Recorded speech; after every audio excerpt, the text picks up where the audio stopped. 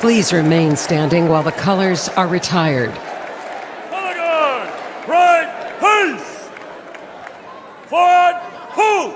Hold left, hold left, hold left, right, left, right, all left, hold left, right, left, left, right, left, right, all left, hold left, right, left, left, right. Ladies and gentlemen, please welcome Chairman of the National Republican Senatorial Committee, United States Senator Steve Daines of Montana.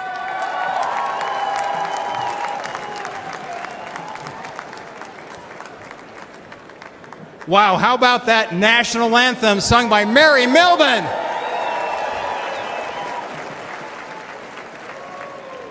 I'm U.S. Senator Steve Daines, and I represent the great state of Montana, right over there.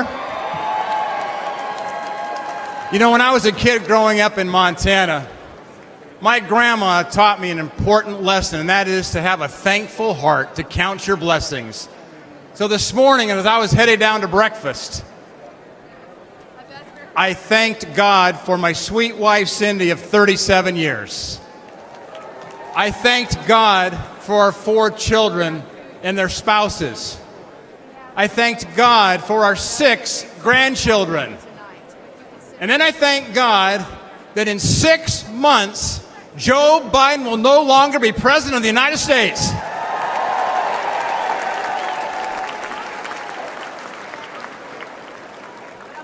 Now think about this moment we're in here this evening. It was just 5 days ago. We were a quarter-inch away from having a memorial service instead of a nominating convention. And we thank God here tonight for protecting President Trump.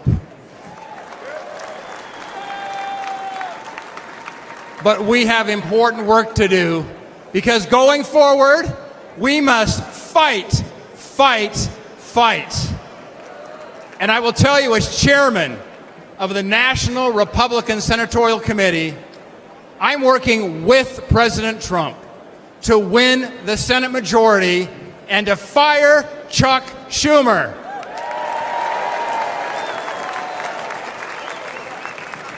Back in early 2023, President Trump and I met at Mar-a-Lago. We agreed our highest priority is electing an America First Senate majority that has his back. Senators that will stand with President Trump. And tonight, I want to speak directly to the voters of West Virginia, of Montana, of Ohio, of Pennsylvania, of Nevada, of Michigan, Wisconsin, Arizona, Virginia, and New Mexico. And here's why. Because your Democrat senators are lying to you. Look, they talk like moderates, but they vote like radicals. You know, they say they're with you, but they vote with Joe Biden. Never forget, these liberal senators voted to impeach President Trump twice. And I will tell you, an America First majority will stand with President Trump. These liberal senators allowed millions of illegal immigrants into our country. An America First majority will secure the border, and we're going to build the wall.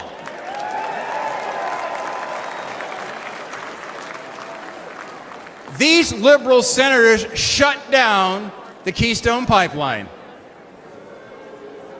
An America First majority, we're going to drill, baby, drill.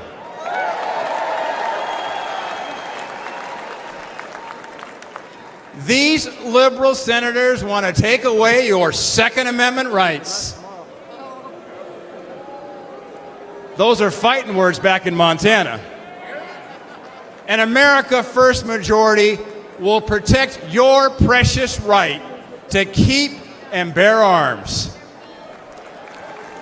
These liberal senators covered for Biden after 13 American service members were killed during his botched Afghanistan withdrawal. An America First majority, by the way, I'm the son of a U.S. Marine, an America First majority is going to stand with our military.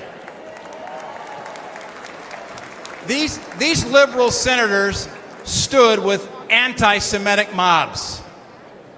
An America First majority is going to stand with Israel. And look, these liberal senators want boys in girls' sports. I'm the father of 2 daughters. They want men in your daughter's and my daughter's locker room. And you know, they can't even define what a woman is. But let me tell you something. Back in Montana, we know the difference between a bull and a cow.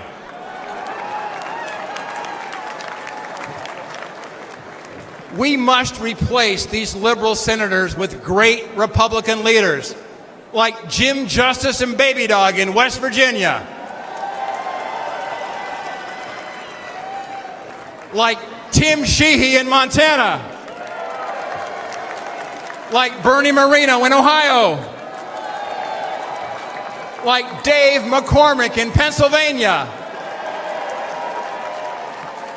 like Sam Brown in Nevada, Mike Rogers in Michigan, Eric Hovde right here in Wisconsin, Hung Cao in Virginia, Nella Domenici in New Mexico, and of course, Carrie Lake in Arizona. We must elect an America First Senate majority that will stand with President Donald J. Trump. But look, right now, the left-wing billionaires are massively outspending us. That's what's keeping me up at night. And we need your help. You can go to Senate24.com. Senate24.com today.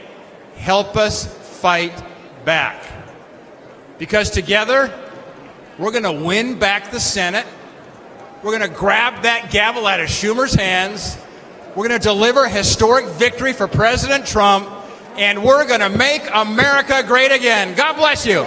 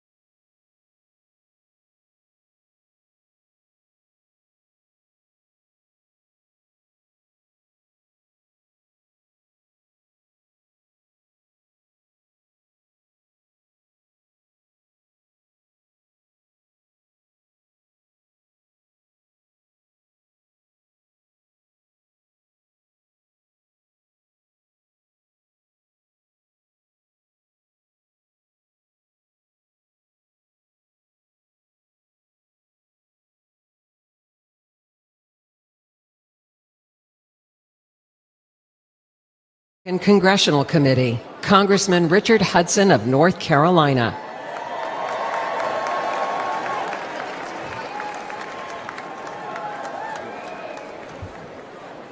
My name is Richard Hudson, and I'm a congressman from North Carolina. Great to see my North Carolina folks over here. Also want to acknowledge my brilliant, amazing, smoking hot wife, Renee, who worked 4 years in the Trump White House. She's here with us tonight. Love you. I love you too, AJ. I also want to acknowledge my son, Lane, who's at home watching us on TV. And finally, I want to acknowledge God above, who redeemed this center and on Saturday saved President Donald Trump's life.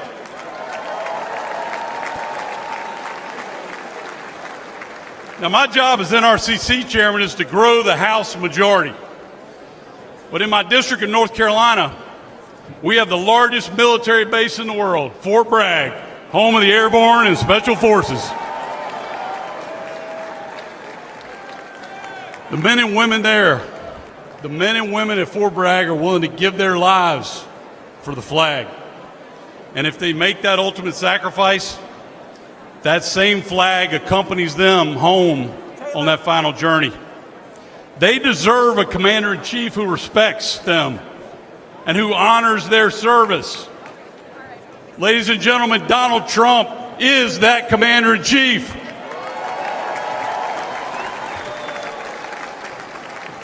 You see, Donald Trump loves America. He literally embraces the flag. But extreme Democrats, they'll burn it in the streets and on college campuses. Joe Biden and Kamala Harris, they stand with those flag burners because they want to rule over you. But House Republicans, we stand with President Trump. We stand for America, and we stand up for the flag. Because House Republicans understand we don't rule over you. We work for you. In just the last 2 years, House Republicans have passed an historic border security bill that would lock down Biden's open border. We passed legislation to unleash energy production and lower cost. We passed legislation to remove woke indoctrination from our military.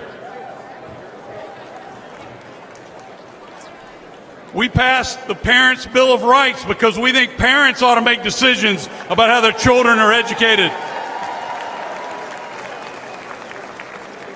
And we impeached Biden's failed border chief, Alejandro Mayorkas. But Joe Biden and Chuck Schumer killed those bills and blocked any progress for the American people. For the last 2 years, House Republicans have fought alone. Ladies and gentlemen, we need backup. To save America, we need to grow our majority. And we need President Donald Trump back in the White House.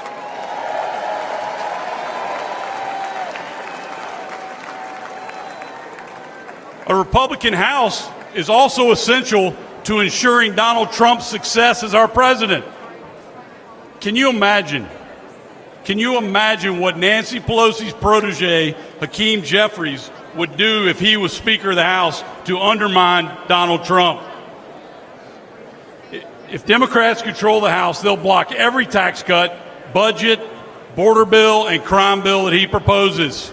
They'll hold sham investigations and hearings to bog down his agenda. They'll impeach him for doing his job. But we're not going to let that happen. Together, a Republican House and President Donald Trump will preserve the historic Trump tax cuts and eliminate taxes on tips. Together, a Republican House and President Donald Trump will fund the police.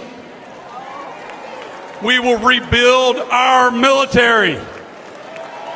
We will stand up to communist China. And ladies and gentlemen, we will finish the wall.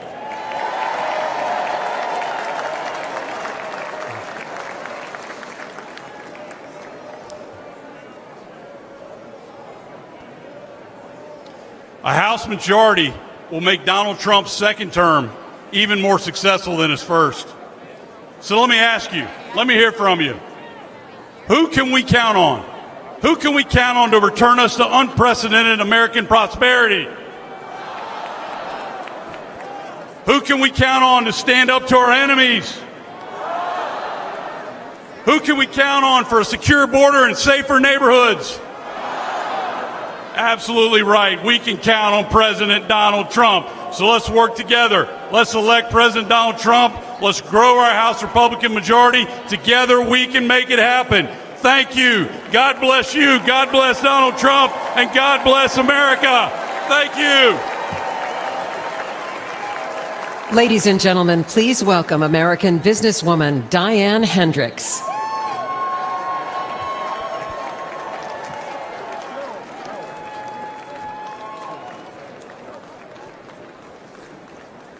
Good evening.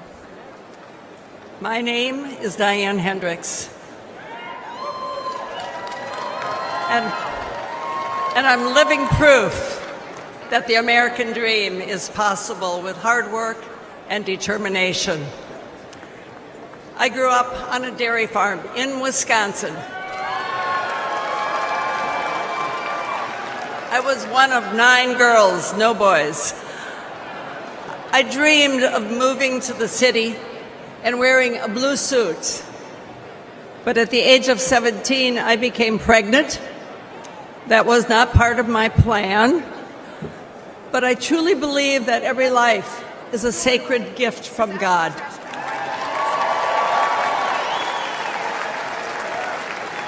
And I give thanks every day for my son. As a single mom, I worked 2 jobs to pay the bills. I found my passion in the field of real estate, which is still my passion. When I met my husband, Ken, he was a roofing contractor, and together we saw an opportunity and a need to develop a distribution chain. And we risked everything we had to start that company. Today, ABC Supply employs over 22,000 Americans. We are the largest roofing distributor in the country. But what's even more important is we are creating these jobs right here in the United States of America.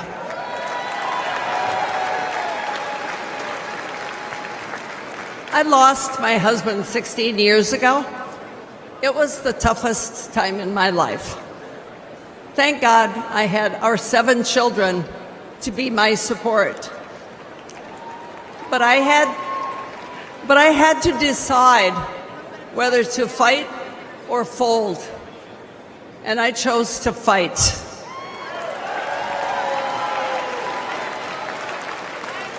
Since then, I've quadrupled the size of our companies, and to my surprise, I was recently just recognized as the most successful self-made woman in American history.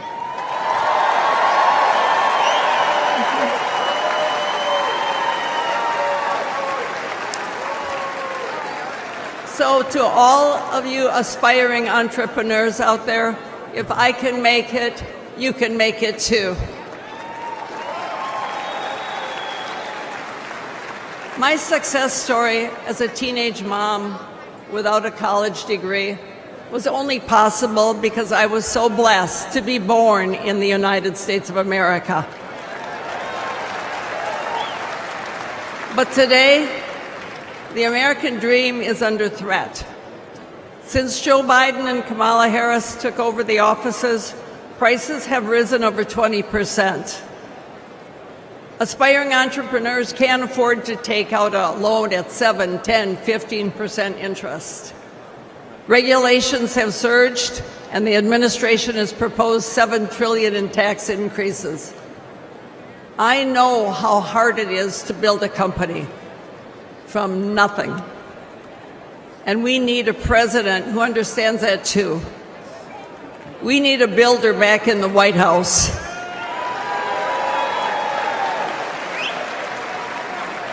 someone who will cut the job-killing regulations, lower taxes on working families, and give the power back to the American people.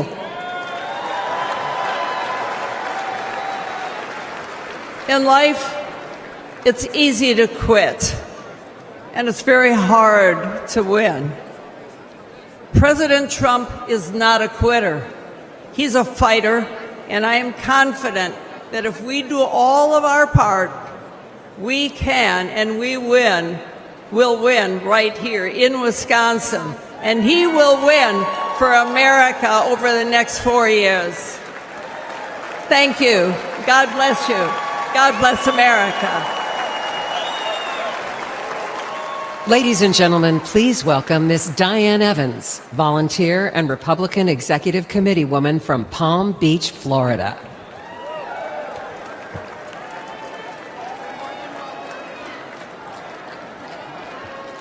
Hello, Milwaukee. My name is Diane Evans. I'm a volunteer with more than 1,000 hours working for the Trump campaign since last year. If you told me I'd be here 5 years ago, I'd have said you're crazy. But here I am, and I'm very excited to re-elect Donald Trump as President of the United States this November.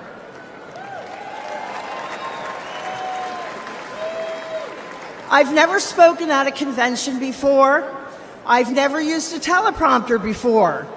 But I figure if Joe Biden can, I can manage all right.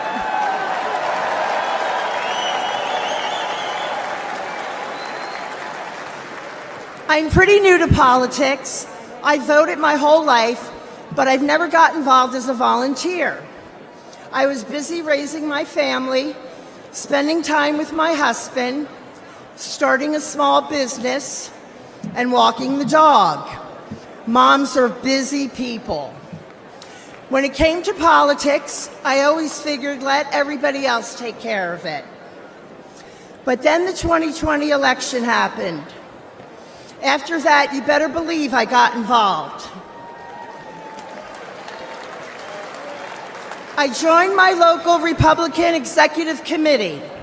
And when Trump headquarters asked for a volunteer to help with office staff, I started showing up whenever they needed me, or if they didn't need me, I showed up anyway. I showed up once a week and did little things like refilling coffee creamers, anything that they needed, even taking out the garbage. And now I'm helping to take out the garbage at 1600 Pennsylvania Avenue.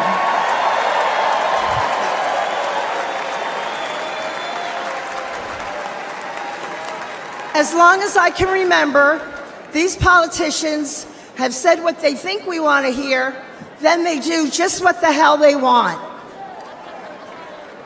And Joe Biden has been the worst offender for the last 50 years. President Trump is different. I knew he would get things done for the American people, and he did. He isn't part of the swamp. He's going to drain the swamp.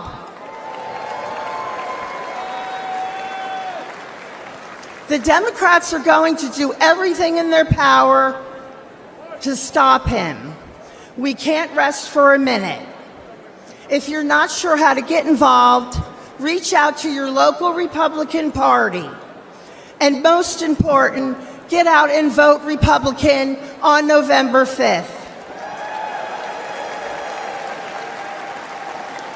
Tell 20 people to tell 20 people to vote.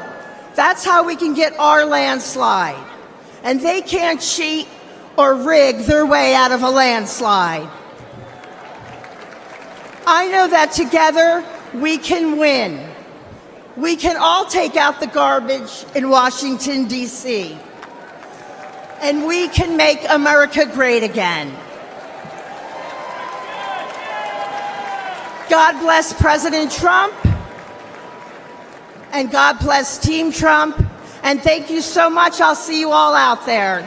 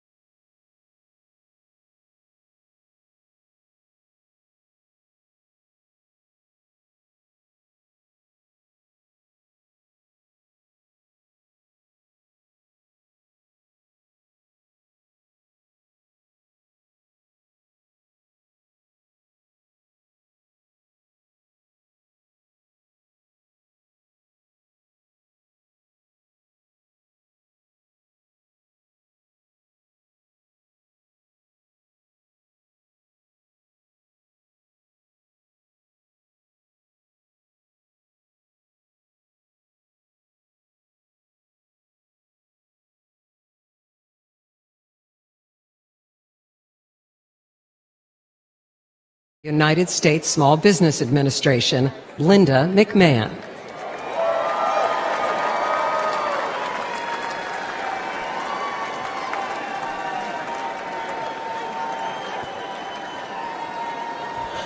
Thank you.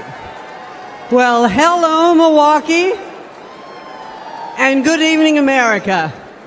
Let me take 1 second to say hello to my fellow delegates from Connecticut. My name is Linda McMahon, and I am the chair of the America First Policy Institute. I'm perhaps one of the few people who's been privileged to call Donald Trump a colleague and a boss, but he's also a friend. Let me share a little story that's probably not the typical Donald Trump story. I had a meeting scheduled with him at Mar-a-Lago, and as he welcomed me, his little 4-year-old granddaughter ran up to him. He scooped her up with delight and asked her, "Who's the most beautiful girl in the world?" And she said, "Me." Then he asked, "And who do you love the most in the world?" And she said, "You, Grandpa." And he kissed her on both cheeks. Then she whisked off his hat and mussed his hair. And he smiled with the love that only a grandfather could have given. I first met Donald Trump when I was the CEO of World Wrestling Entertainment. For fun, he became part of some of the most compelling and highest rated storylines in the company's history. And when he became president, I was honored to serve in his cabinet running the Small Business Administration. I traveled the country talking to business owners and job creators. They knew they had a president who understood them and fought for them. He knew that small businesses are the engine of the American economy, and the Trump tax cuts proved to be like rocket fuel for them. Almost every business owner I spoke with was using their tax savings to grow their businesses. And ladies and gentlemen, the U.S. economy was flourishing. But at no moment during my time in the government was more poignant for me than one that happened in 2018. I traveled with the president to view the destruction which Hurricane Florence had levied on my hometown of New Bern, North Carolina.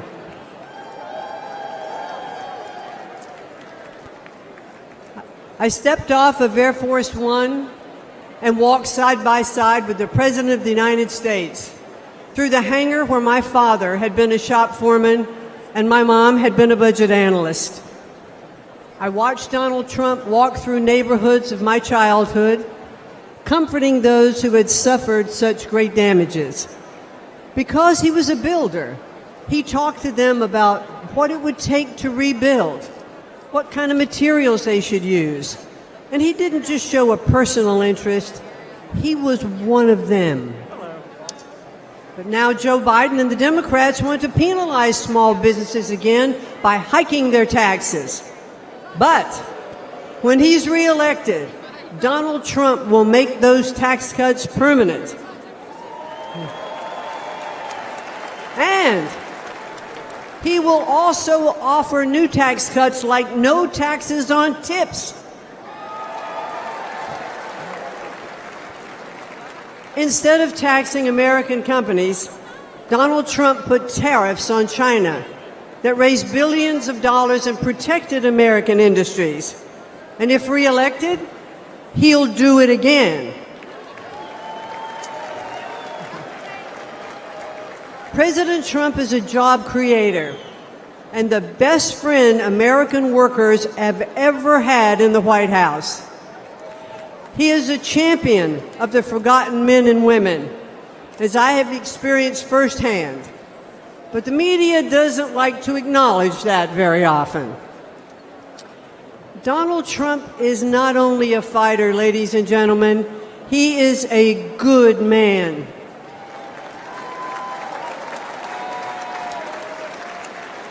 He has the heart of a lion and the soul of a warrior.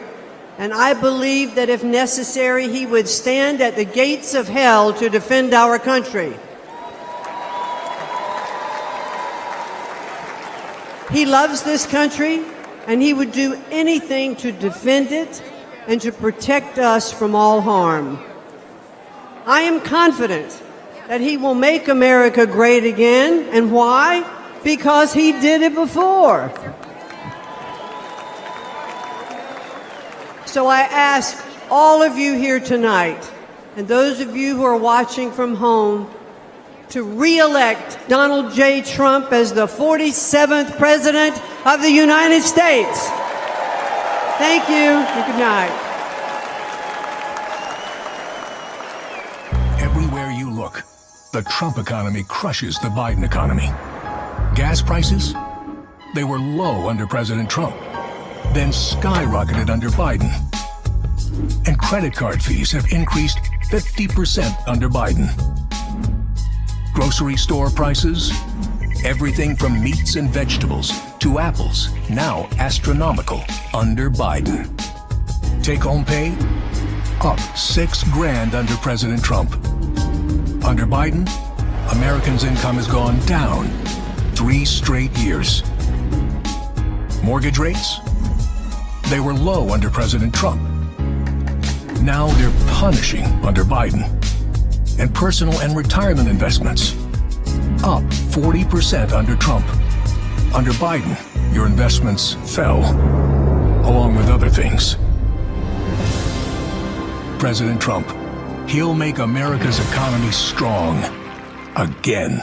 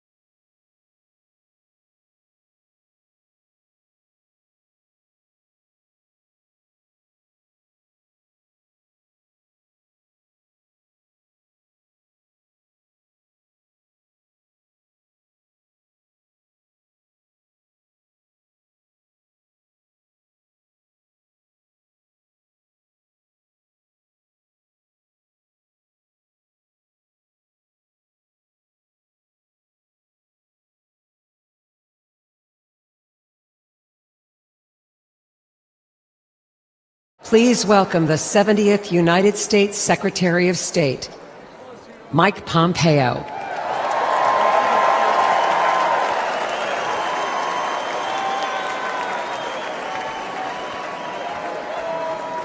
Good evening.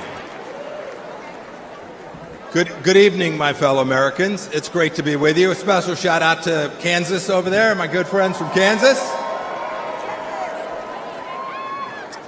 You know, I had the incredible privilege to serve as President Trump's CIA Director and Secretary of State. It was my greatest honor to work with him every single day to serve you, the American people.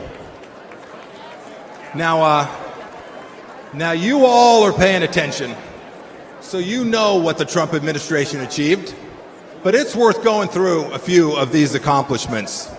Let's start with this. There were no new American wars.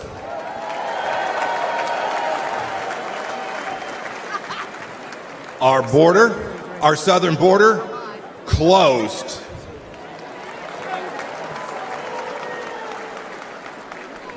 It may seem like a long time ago, but when we took office, there were people's heads being cut off at the beaches. We destroyed ISIS and its caliphate. And you know, here's another fun fact. We never lost our Secretary of Defense for 2 weeks either.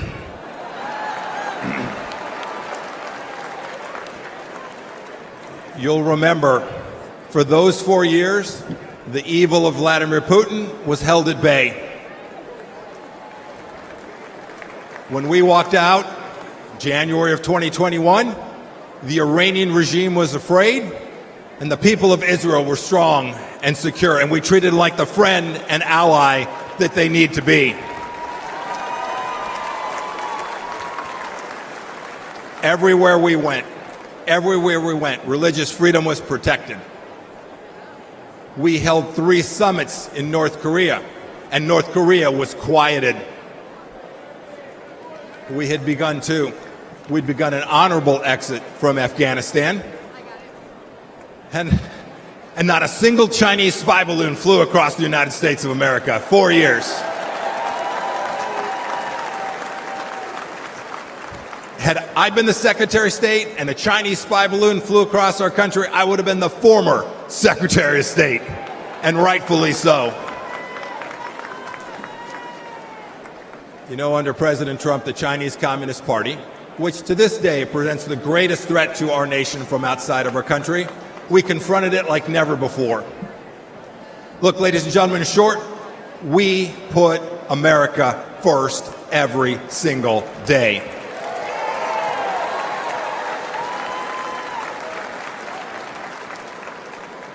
"42 months on, what has Joe Biden and Kamala Harris done?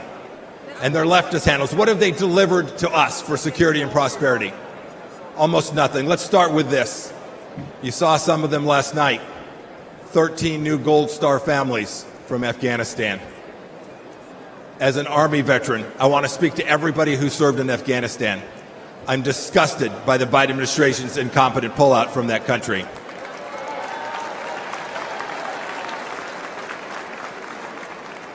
To those of you who served there, know this.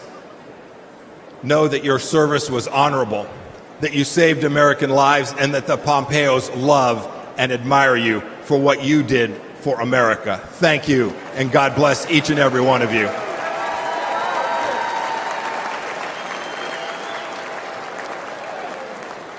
Every one of you has served in uniform, and the families of those, you deserve a president who will not check his watch while he is honoring our fallen brothers and sisters. It was indecent. And of course, it was that very weakness we saw in Afghanistan that prompted Putin's butchery in Ukraine. Last week, we saw what it meant. A children's hospital bombed, innocents killed. It did not have to be. And now, of course, a second war in Gaza. President Biden won't even talk about the fact that Americans are still being held there by the Iranian regime. Contrast that with what we did when Americans were wrongfully held. President Trump sent me to North Korea to bring home 3 American pastors. We brought them home. We brought them home along with dozens of other hostages, and we did so without paying one single penny to the terrorists.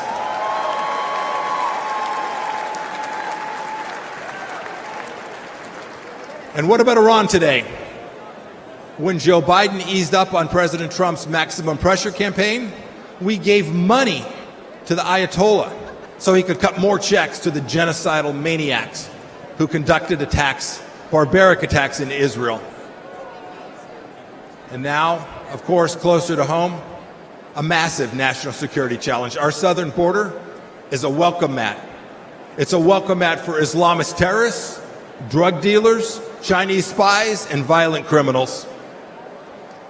Ladies and gentlemen, President Biden sold out our citizens and our security and our sovereignty, and we need to get it back, and I am confident that we will get it back. I had this incredible privilege to serve as your top diplomat. I saw how the world always looks to our nation as the unrivaled example of what a free society should look like. But unfortunately, President Biden struts the global stage. Maybe I should say he shuffles the global stage. He talks a big game about American values. But what's he done at home? What's he shown the world? What have he and his leftist base actually shown other nations? He's censored free speech here at home. He's put woke into the military that I and you so desperately love. We must reclaim it. He put it in our schools as well. He's weaponized the justice system against our political opponents. And even to this day, as we sit here today, he and Vice President Harris are providing appeasement to the pro-Hamas radicals on our streets here inside the United States. And even worse, today this administration treats illegals better than our own citizens. That is indecent. And the entire administration has failed to tell us the truth that we all know and is so dangerous to our nation. The truth that Joe Biden can't handle that 3 a.m. phone call. Indeed, he won't take a phone call after about 4 p.m. My call to you tonight is really straightforward. It's really simple. We can't trust the Biden administration, and that means we have work to do to uphold American values. It is up to those of us in the room tonight and those of you watching tonight. Donald Trump will every day, I saw it firsthand, he will put America first. So let's do what's right and what's important. Let's elect a president who isn't ashamed of our nation and will never apologize for our country. And when we do, we will put a strong America First leader back in the White House. We'll re-elect Donald J. Trump, and we will make America special, exceptional, and of course, great again. Thank you. God bless you. God bless our veterans and the United States of America. Thank you all. Thank you so much. Ladies and gentlemen, please welcome Pastor Lorenzo Sewell from Michigan.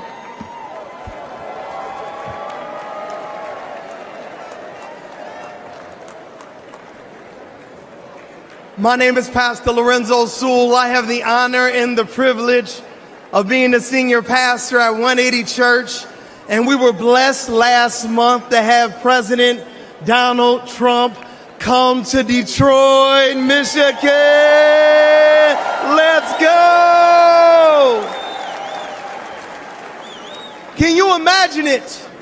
Can you imagine President Donald Trump coming to a city and calling a pastor like me, a pastor who was born and raised on the east side of Detroit? I was mentored by murderers. I was a student of the street.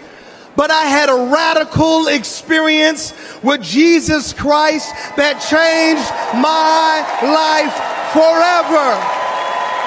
Come on, if you believe that Jesus still changed lives, come on, put your hands together and give our great God great glory.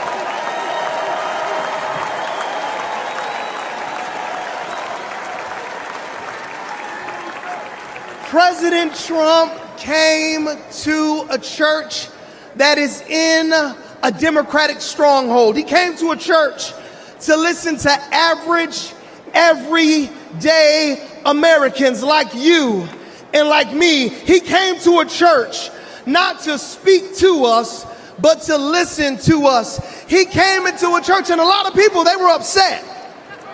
A lot of people, they would ask me questions. Why would you allow Donald Trump to come into your church? How many know that the Bible says we are all sinners and we all need the grace of God? How many know that the Bible says, he who has not sinned, let him cast the first stone?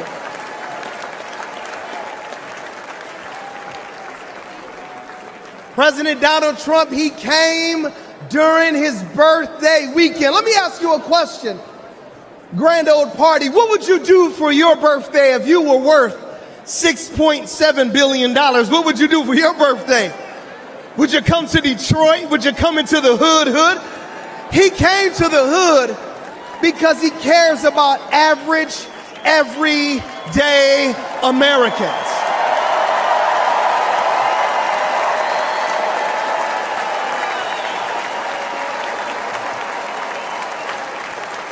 Grand old party, I need to ask you a question. What would you ask for your birthday? If you could go to Mar-a-Lago or if you could go to New York, what would you ask for your birthday? He asked for prayer.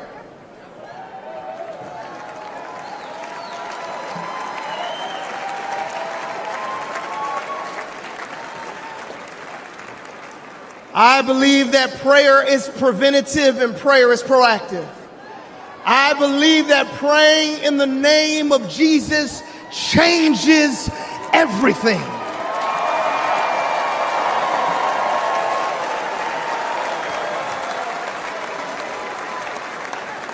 And when we prayed for President Trump, only God knew that 30 days later, there would be a miracle by a millimeter.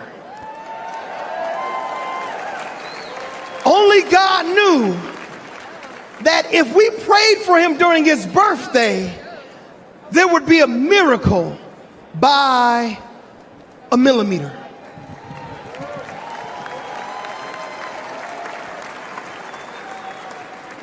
If President Trump had moved 1 millimeter, he wouldn't have been here on Monday to talk to us about how America was going to be made wealthy again. If President Donald Trump would have moved just a millimeter, he wouldn't have been here on Tuesday to talk about how he was going to make America secure again. If President Donald Trump would have moved just a millimeter, he wouldn't have been here on Wednesday to tell us how he was going to make America strong again. And if President Trump would have moved just a millimeter, we would not be hearing tonight how he was going to make America great again.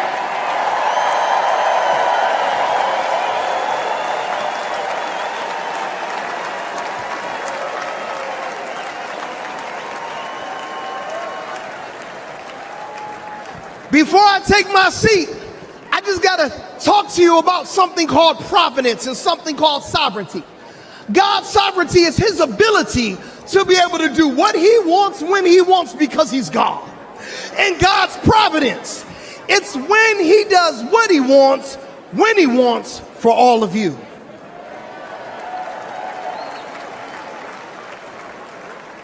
Did you know that President Trump was shot on 6/11?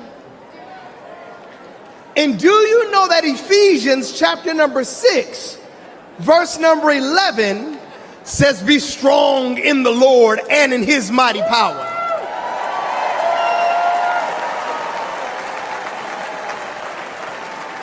So all my Democrat friends, I want to ask you one question.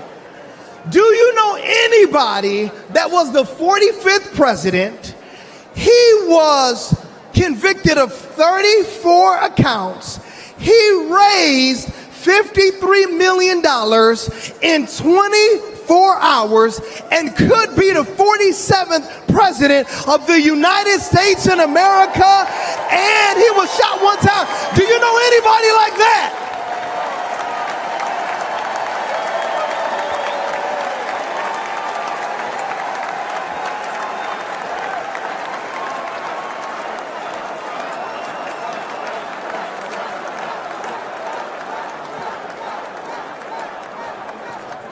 So all my friends back in Detroit who are Democrats, I want to ask you just one simple question. You can't deny the power of God on this man's life. You can't deny that God protected him. You cannot deny that it was a millimeter miracle that was able to save this man's life. Could it be that Jesus Christ preserved him for such a time as this? Could it be?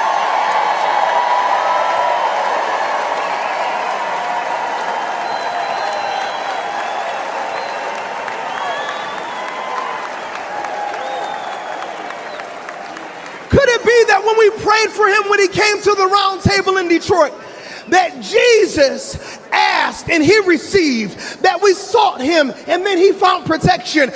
Could it be that the King of glory, the Lord God strong and mighty, the God who is mighty in battle, protected Donald Trump because he wants to use him for such a time as this? If you believe that, come on, put your hands together and give our great God great glory.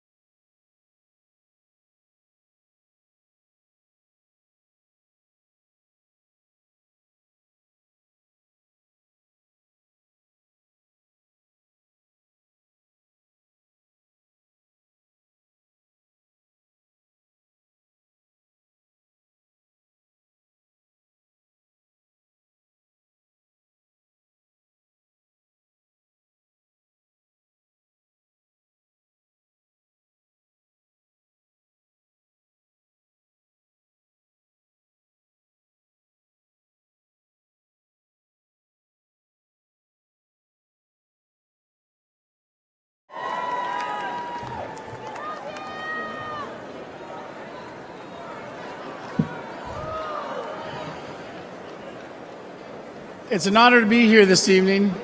I'm the PGA head golf professional at Trump International Golf Club in Palm Beach, Florida.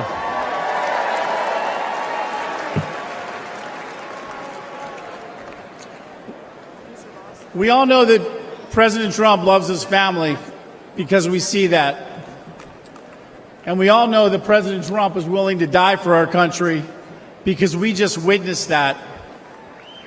But what I'm here to tell you tonight is that Donald Trump is a great boss and one hell of a golfer.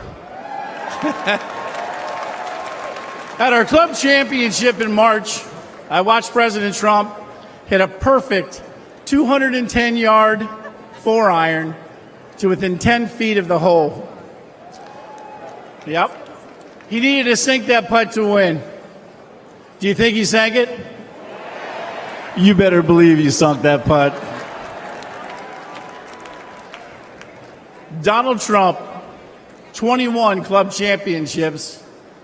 Joe Biden, 0.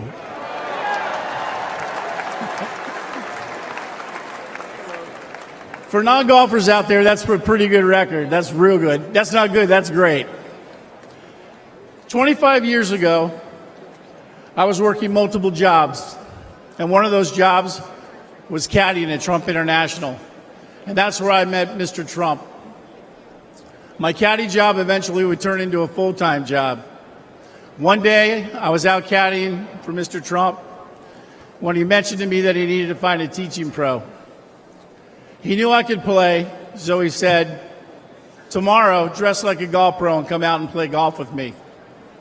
So in true Mr. Trump fashion, on the first tee the next day, he tees up his ball, whacks it right down the middle of the fairway. And I turned to him and I said, hey, I'm pretty nervous. And he said, John, you just relax and play your game. And it was great advice, because after 9 holes, he turned to me and he said, I've seen enough. You've got the job. Thank you. Later, I went on to become the head golf professional, and I'll never forget that moment with Mr. Trump. He truly changed my life. That's who Donald Trump is. For 25 years, I've seen his generosity and his remarkable character. Firsthand, his entire family reflects these values as well.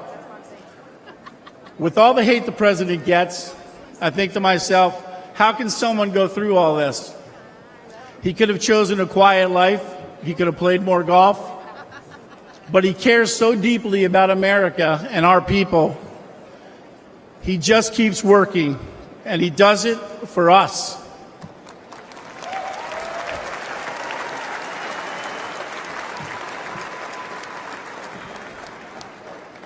Now it's our turn to support him. So let's help him. Let's hear it.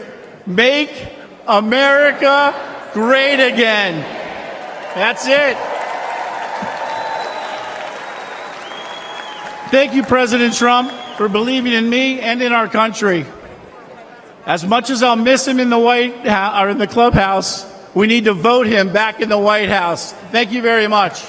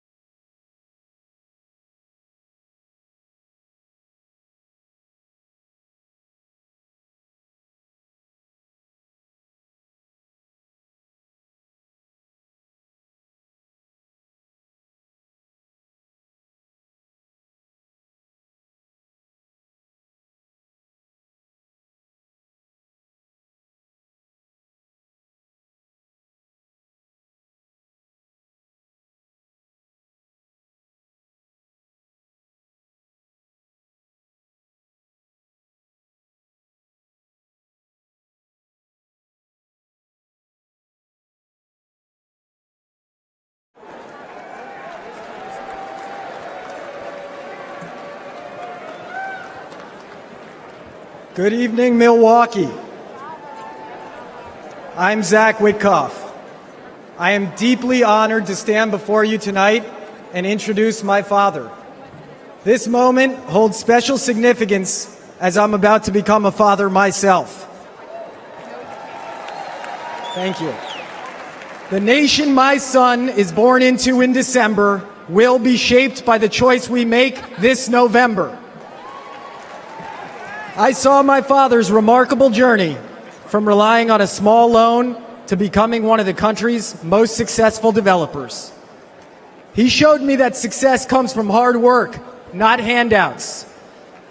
When I joined his business, I started at the bottom, literally, handling plumbing jobs and repairing sewage lines late at night in New York City. That's how he started too. I vividly recall him spending New Year's Eve fixing a broken sewage tank with a bear of a man named Shecky. You see, they couldn't afford to call in a crew. They were the crew. Years later, Shecky was still by my dad's side, and he became my first boss. He once told me he would run through a wall for my dad because my dad never asked him to do anything that he wouldn't do himself. And that's exactly how my family feels about our dear friend, President Donald J. Trump. We have seen him stand shoulder to shoulder with the American people, time and again, even when it wasn't easy, even when he could be doing something else. Even after getting hit by live sniper fire, he stood with us, my fellow Americans, and that is why we stand with him. And you know what? He makes it fun, too. President Trump and the First Lady were the guests of honor at my wedding at the beautiful Mar-a-Lago Club. The president tore up the dance floor until 3 in the morning with his signature moves. You guys know those moves.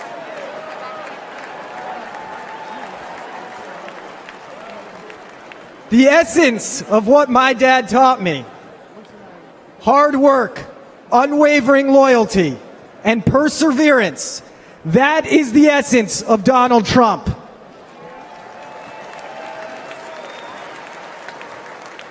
As long as we stand united with President Trump, it will remain the essence of the nation that my son and all of our children grow up in. God bless America. God bless Donald Trump, and God bless the greatest nation on earth, the United States of America. Ladies and gentlemen, I am proud to present my father, Stephen Witkoff.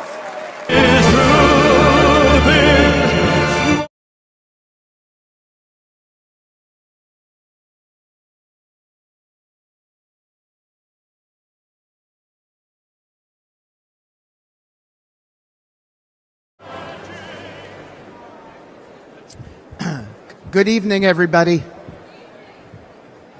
That song that you just heard was American Trilogy by Elvis. It was playing for a reason. A lot of people don't know this about my dear friend, President Trump, but he's a big music guy. And he's got a playlist, and he's the DJ wherever he goes. See, I stand before you tonight not just as a speaker, not just as someone who came up as a builder with the president in the world of real estate, but as someone who has had the profound privilege of calling President Donald J. Trump a true and dear friend for many, many years in good times and bad times. And of all the songs he has shared with me over the years, that is the song that best captures him, especially those words, "His truth is marching on."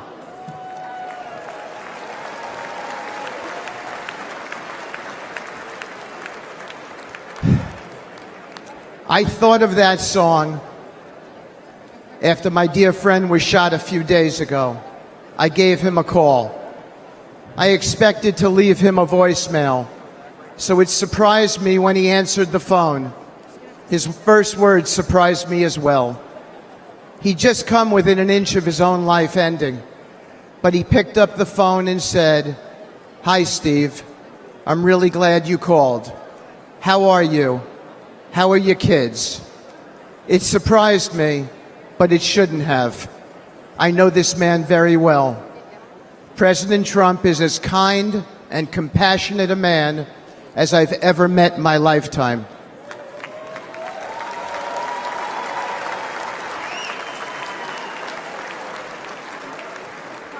I've seen the truth of President Trump, and it marches on with me tonight.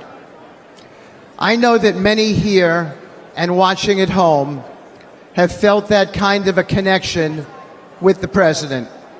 It's real. I have never seen him refuse a question from somebody, decline a photo, or ignore someone's story or concerns. Everyone he meets gets a family member's embrace from him. I have felt that warmth so many times over the years. Just last week, I told the president about a moment I had with his 3 sons and how impressed I was with them. He looked at me with a wistful smile, blowing a kiss, and it was a special moment between us as fathers. When my dad fell gravely ill, President Trump didn't just send a note. He didn't just offer words of comfort. He showed up as he always does. He was there, treating my parents with kindness and respect.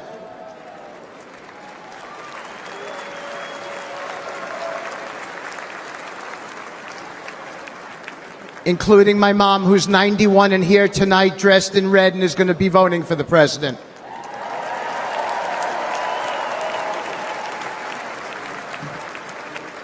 Many Americans have only witnessed his leadership on TV, but I have seen his humanity in the quiet moments, away from the spotlight, in hospital rooms he didn't have to be in, where his presence brought real solace in a dark hour for my family and many other families. That's who he is. When times are really tough, when he's got everything to lose and nothing to gain, Donald Trump shows up and he's there for you. Thank you.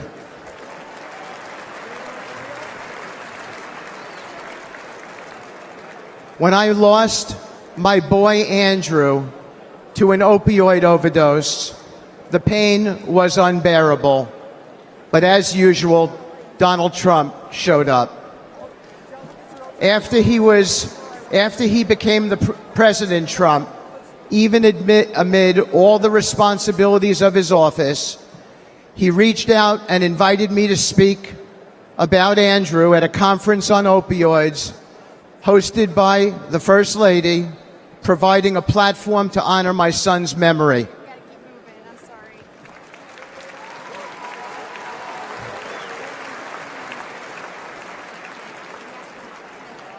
And when the day of the conference came, he went out of his way that day to come and put his hand on my shoulder and say, "Steve," as he led me up to the lectern, "tell the world about your boy." My boy was the best of us. Where we lived in New York City, a Trump building, 502 Park Avenue, there were 12 homeless people who stayed outside by the church next to the property. My son got to know them all. He fed them every evening. He became their friend. When he passed away, all 12 came to his funeral. He and President Trump shared something in common. My boy stood up for people, no matter which side of the train tracks they came from, exactly as the president does for everybody.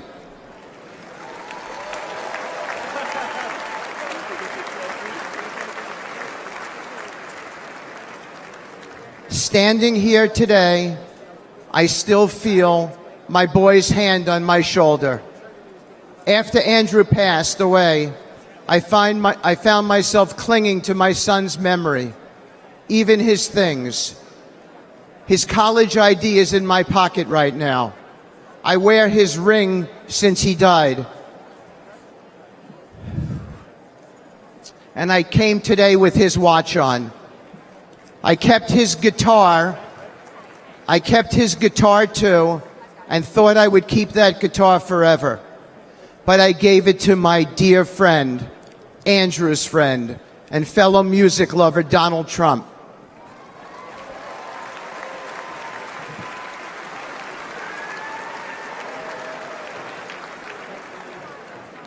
I wanted President Trump to have something with which to remember my son. President Trump didn't say something nice to me and put it in a closet somewhere. He put it right out front at his Trump International West Palm Beach property, where he and I both see it whenever we walk in and play, and where everyone who walks into that beautiful building sees it as well as an acknowledgement to my boy, a sacred tribute to a true friend who's gone, and a cause that remains opioid abuse.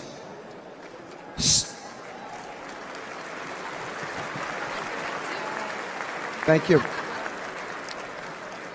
Standing here today with my boy's hand on my shoulder, I know I'll never hear his music again. His mom and I can only hear the chords of memory now, and we will always hear them. But I know my dear friend, President Trump, hears them too. You don't see this man's reverence, his steady loyalty, his true empathy in the TV coverage.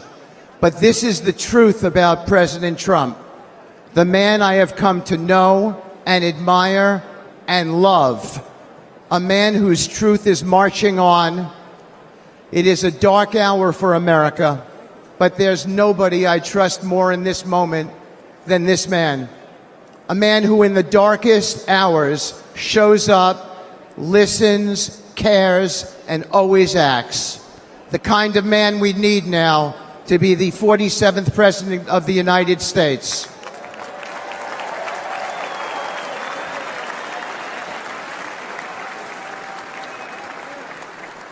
Thank you. May God bless you all. May God bless President Trump and his extraordinary wife and his wonderful family. And may God bless America. Thank you so much. From the very first day that we take back the White House from crooked Joe Biden, the worst president in the history of our country, I believe that we're going to have 4 of the greatest years in the history of our country. I will once and for all secure our elections. We're going to go to paper ballots. We're going to have same-day voting, voter ID. We're going to do it properly. We're going to have good, secure, beautiful elections. We never want what happened in 2020 to happen again. But until then, Republicans must win. And we must use every appropriate tool available to beat the Democrats. They are destroying our country. Whether you vote early, absentee, by mail, or in person, we are going to protect the vote. That's the most important thing we have to do, is protect the vote. Keep your eyes open, because these people want to cheat, and they do cheat. And frankly, it's the only thing they do well. We will make sure your ballot is secure and your voice is heard. Many Republicans like to vote on Election Day, and we must swamp the radical Democrats with massive turnout on Tuesday, November 5th. The way you win is to swamp them. If we swamp them, they can't cheat. It just doesn't work out. But if you can't make it, you need to make a plan, register, and vote any way possible. We got to get your vote. So with your vote, we will win a victory the likes of which no one has ever seen before. We will evict crooked Joe Biden from the White House, and we will take back our country on November 5th, 2024, the most important day in the history of our country. That's what it's going to go down as. Thank you. Ladies and gentlemen, please welcome attorney and senior advisor for President Donald J. Trump, Alina Habba.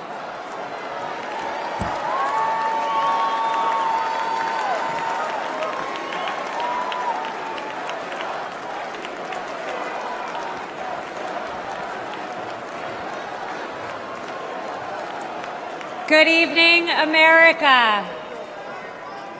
My name is Alina Haba, and I have had the great privilege of representing President Donald J. Trump.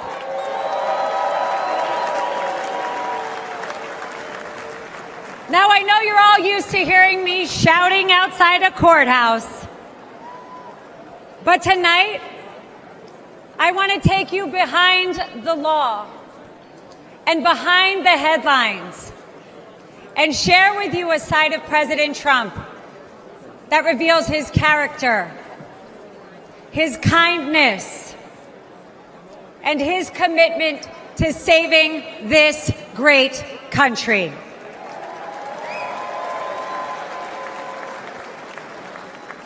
As a devout Catholic,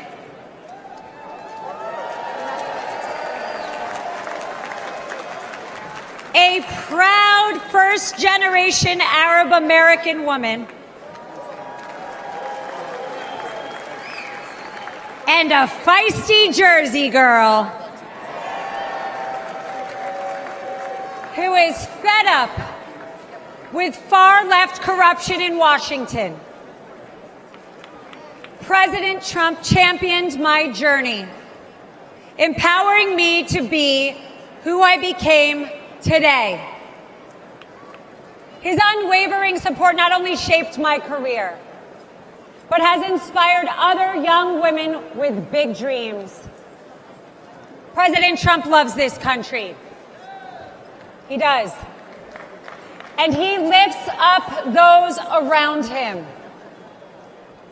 To my children, Luke, Chloe, and Parker, he's the man with one heck of a golf swing that lets them ride in a golf cart with some of the world's most famous golfers so they feel included in mom's job. And by the way, he can kick some of those guys' butts. Ken. To my husband, whose family members have survived the Holocaust, he is a champion of the Jewish faith. To my Iraqi parents, he is a mentor to their daughter. But to me, he is my friend.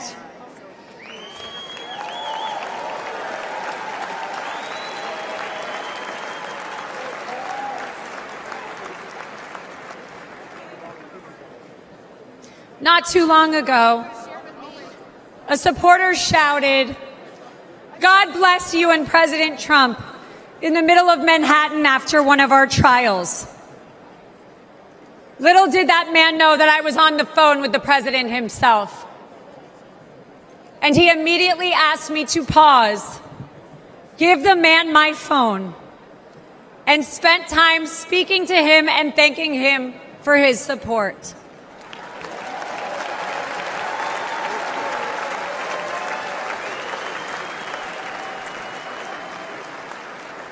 Despite the lawfare and the politics, President Trump loves the American people and he loves this country.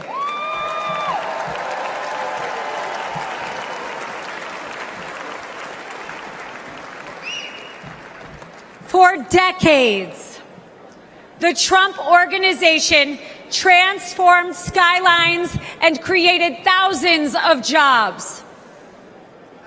His buildings and businesses are a testament to his commitment to excellence and his drive to turn dreams into reality.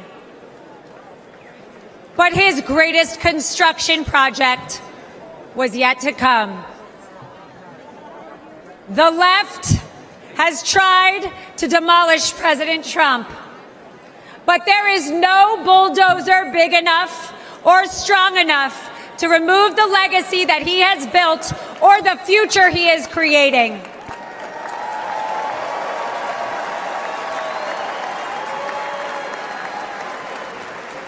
As the 45th President of the United States, Donald Trump built a legacy of putting America first And as the 47th president, he will build America stronger than ever for we, the people.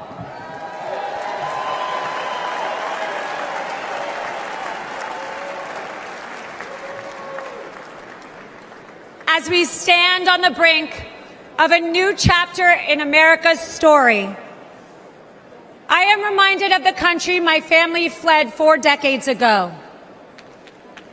A place marked by religious persecution, oppression, and a lack of freedom. They came here because America is a beacon of liberty and opportunity.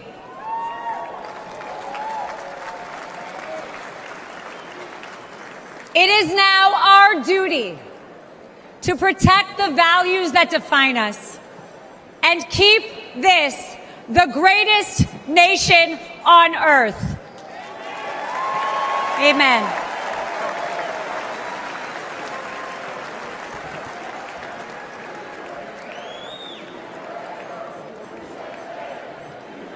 That's right.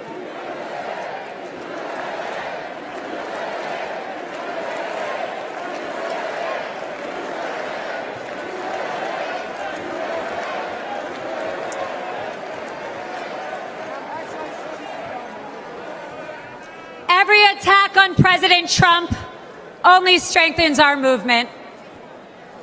The left's madness is only a sign of desperation.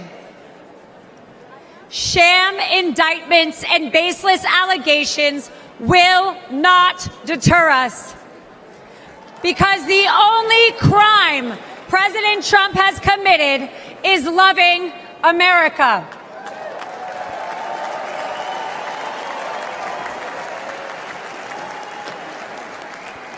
And America, we are winning.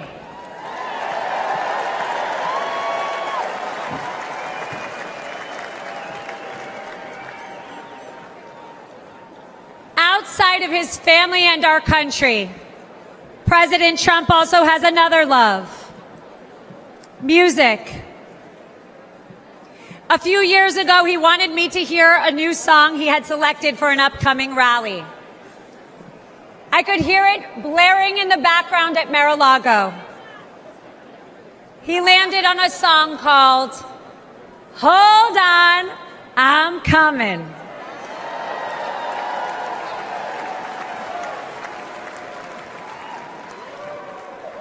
America, we no longer have to hold on. We just have to show up.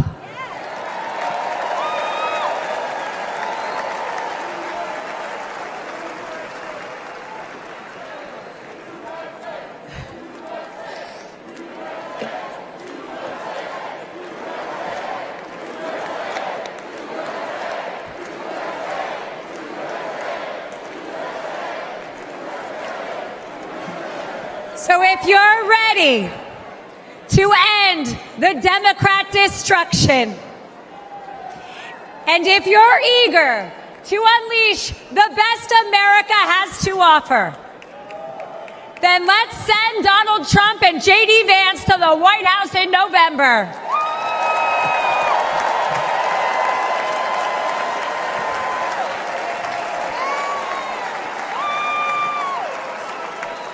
The future of America and the world is bright, and it begins with the unwavering spirit of each and every one of us.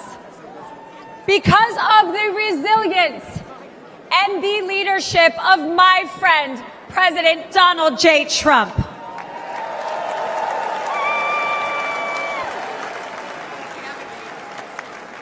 So let us not forget that President Trump did not just take a bullet in Butler, Pennsylvania. He has and will continue to take them for each and every one of us. God bless President Trump. God bless you all. And God bless the United States of America.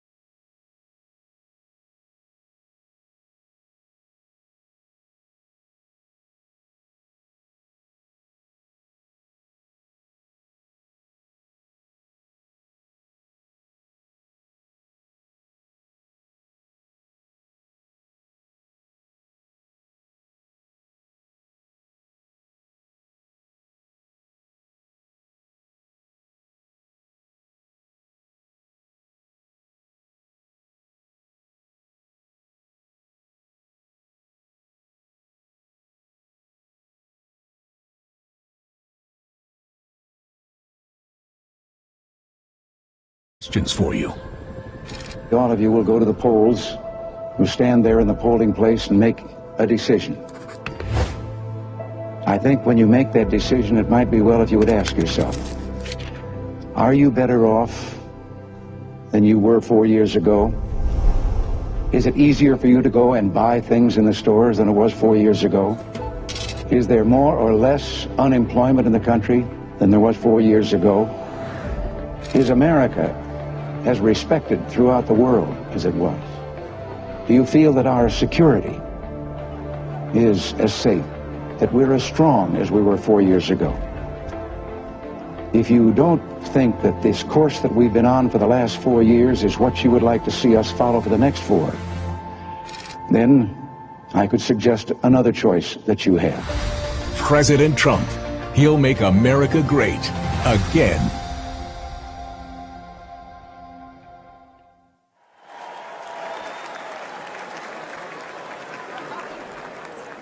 Ladies and gentlemen, please welcome journalist, author, and American citizen, Tucker Carlson. So fun! Thank you! Oh, this is wild. Thank you! I've been... Good to see you! Thank you! I feel like I know about half the people in the room. This is wild. What are you doing? Justin Wells. Thank you, guys. Okay. Can I just say, Peter Navarro is back. Welcome to Peter Navarro. Suffering the fate that has happened to so many who are friends with Donald Trump. Thank you for having me. I have been to many conventions. I have never been to a more fun convention or a convention with better vibes. They literally let Navarro out of prison. First of all, thank you. This feels a lot different from what I thought it was going to feel like. I can't hear you, but I know it's something good. So, I watched the video of what happened in Butler, Pennsylvania about 50 times. I think I was one of about 8 billion people around the world who watched it. And the more I watched it, the more it struck me that everything was different after that moment. Everything. And this convention is different. The nation is different. The world is different. Donald Trump is different. When he stood up after being shot in the face, bloodied, and put his hand up, I thought at that moment, that was a transformation. This was no longer a man. Well, I think that. I think it was divine intervention. But the effect that it had on Donald Trump, he was no longer just a political party's nominee or a former president or a future president. This was the leader of a nation. And I think there's a difference. I've spent most of my life in Washington, where the president is at the top of the pyramid. Everyone wants to be the president. But if you think about it, the presidency comes with great power, obviously. But if you think about it, that is a title that is bestowed by a process of some sort that can be subverted. And in the end, it does not confer by itself, as no title does, legitimacy. Just because you call yourself the president doesn't mean that much inherently. I can call my dog the CEO of Hewlett-Packard. It doesn't mean she is. No, it's true. And you hate to say it, but it is also true, as a fact, that you could take, a mannequin, a dead person, and make him president. You could. I'm just saying theoretically possible. With enough cheating, that could happen. But being a leader is very different. It's not a title.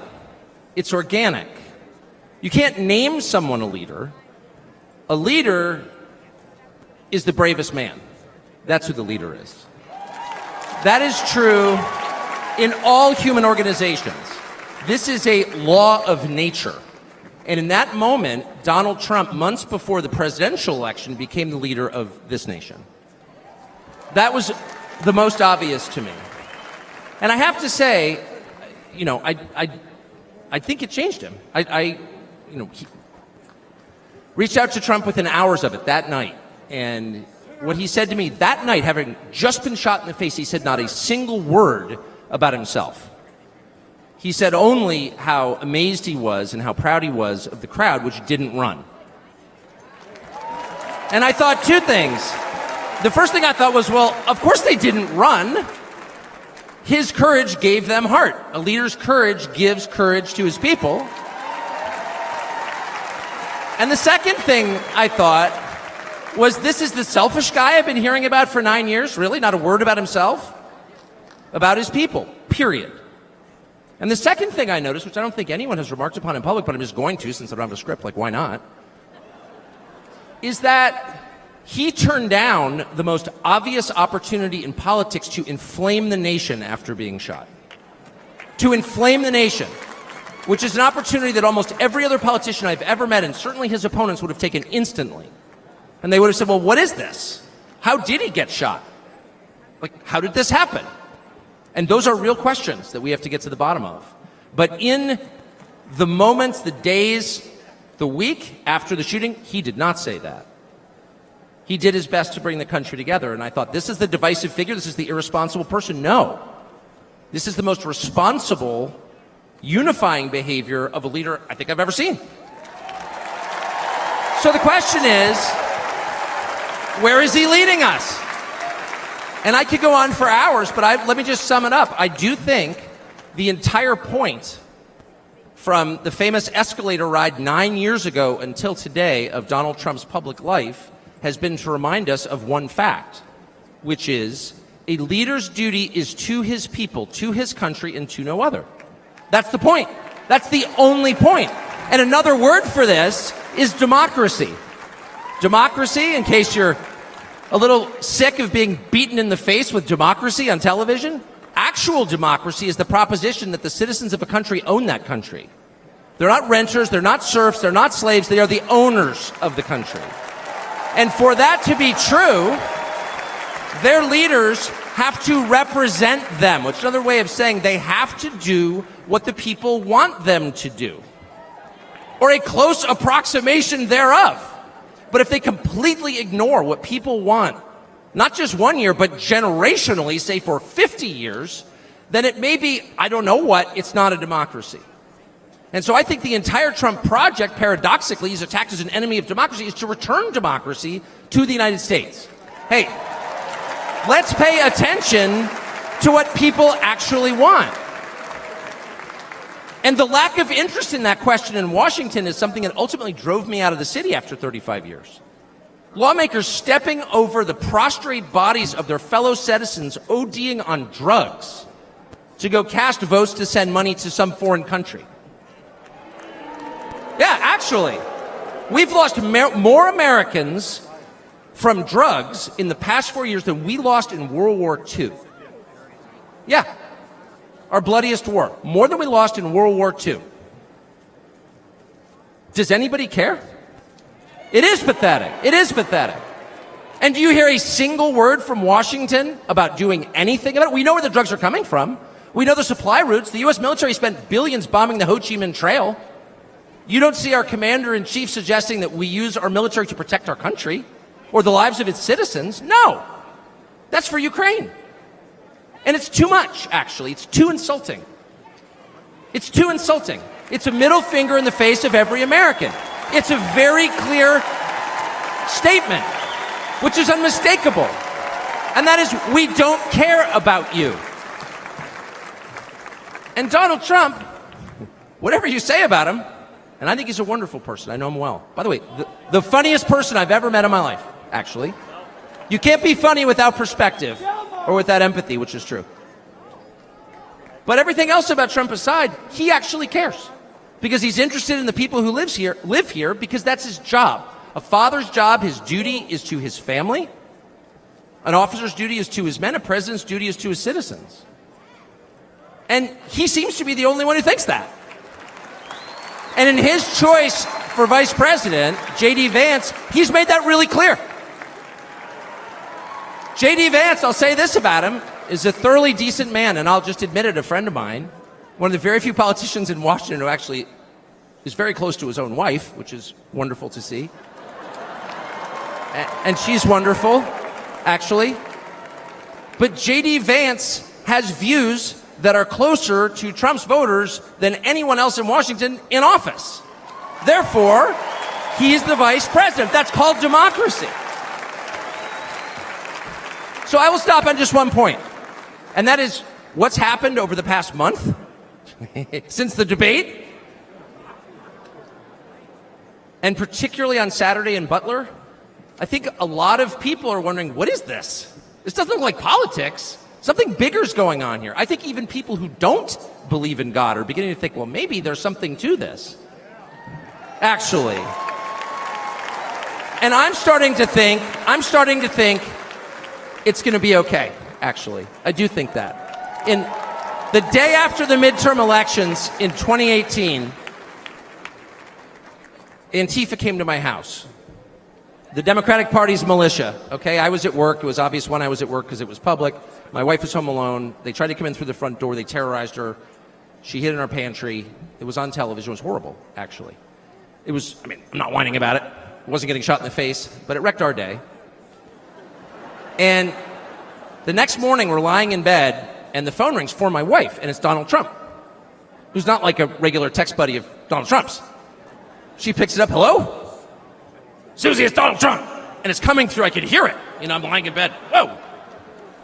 And the first thing he says is, I'm going to stand guard outside your house. And she goes, oh, it's so nice. And he says, I'll never forget this as long as I live. He says, you know, there's a lot of hate out there. And she said, you know, there is, Mr. President. And then he says, but there's a lot of love. There's a lot of love. And we are seeing that love. I don't think it's human love. And I'll just stop with this. I'm not always convinced that I'm on the right side. I've been on the wrong side many times. You'll never hear me say I'm on God's side, or God's with me, or even I'm with God. I want to be. Not sure I am. But I will say this unequivocally and conclusively. God is among us right now. And I think that's enough. God bless you. Ladies and gentlemen, please welcome Golf General Manager, Trump National Doral, Carrie Tomasco Ruiz.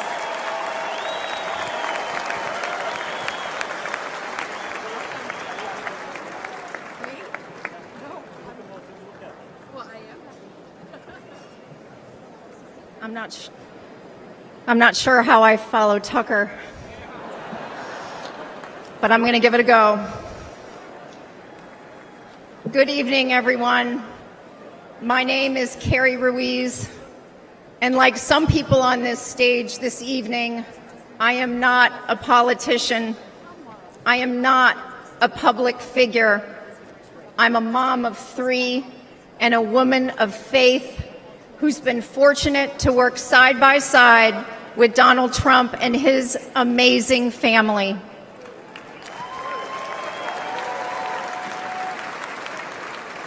"12 years ago, the Trump Organization purchased the iconic Doral Golf Resort after so many companies tried and failed to create a world-class golf experience, all while turning a profit. With his keen eye for business and uncanny ability to make things better, Donald Trump got to work. He poured hundreds of millions of dollars and his own sweat and tears into the property. He had a hand in virtually everything, and no detail was too small. He didn't just change the carpet or apply a fresh coat of paint.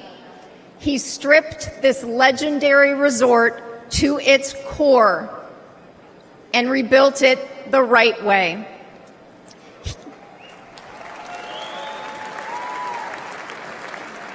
He did the hardest things to make it great again. He also built up the resort's people. Thank you, boss.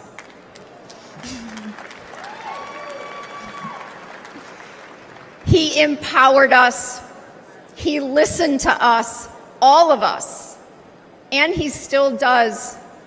No matter your role, he asks questions. He wants different opinions. He never demands more of us than he is willing to give. He is as generous as he is brave.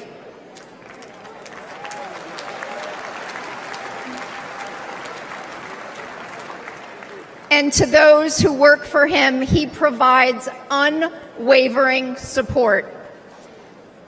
When he promoted me to the resort's golf general manager position, it was an out-of-the-box choice in a historically male-dominated industry.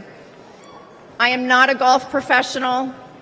I cannot break 90 yet. But none of that mattered to President Trump. He looks at things differently. He welcomes the unconventional. And I am proud to be among the countless women he's promoted to leadership positions.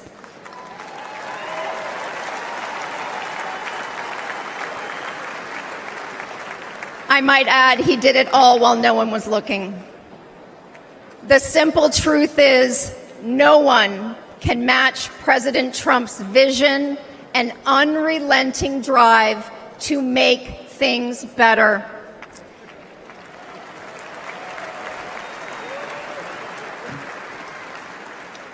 He did it at Doral. He did it as president.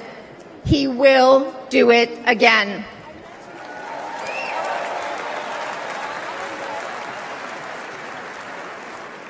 May God continue to bless President Trump, and may God bless the United States of America. Thank you.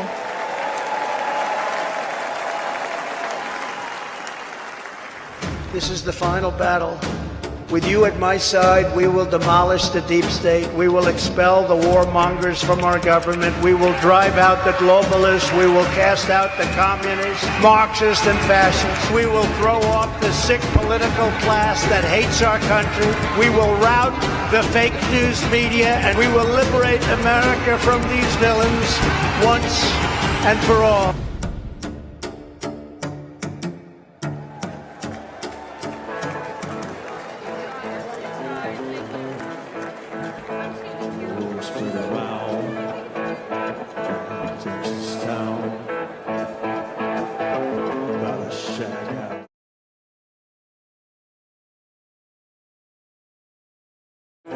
Let me know.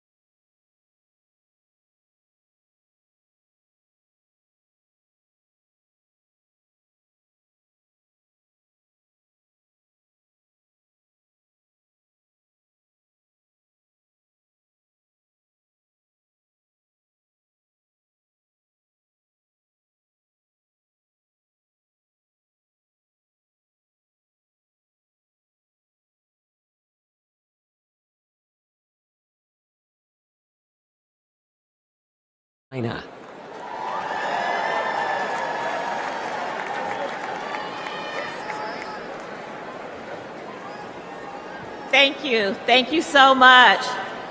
Good evening. My name is Annette Albright. I grew up in the small town of Mount Airy, North Carolina. North Carolina!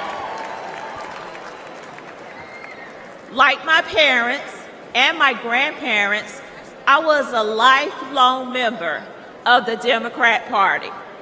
Don't worry, the story gets better from here.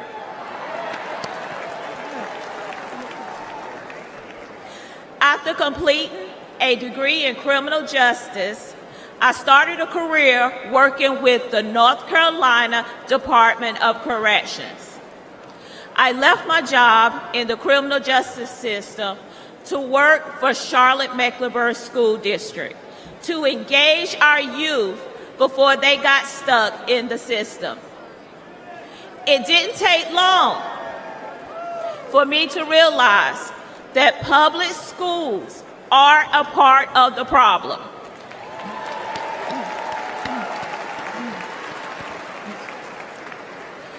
Sadly, too many of our schools are more like prisons than places of learning.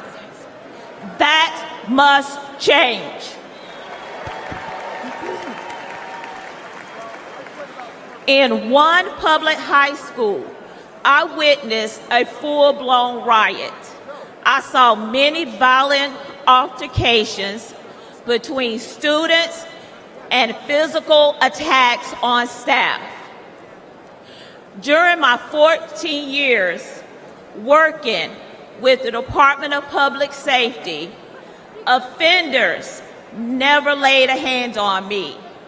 Yet, I was violently assaulted by a group of students in a public high school.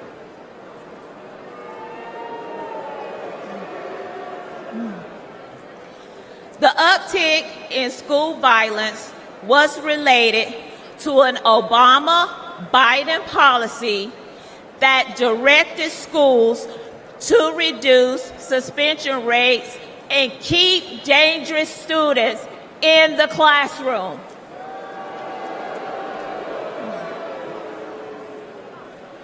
President Trump reversed the Obama policy and put the safety of our kids first.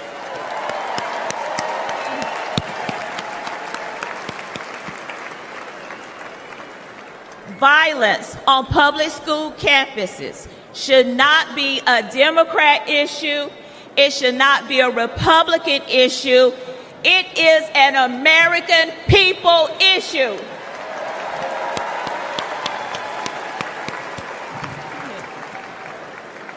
Sadly, I've repeatedly seen that the Democrat Party cares more about appeasing the teachers' union than they do about prioritizing the needs of our kids.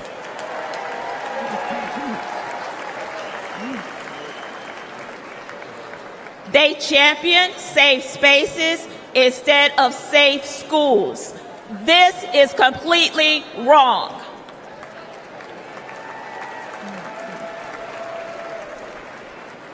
Little by little, I began to see the truth. While Democrats spend more money on a broken system, Republicans are empowering parents and fighting for school choice.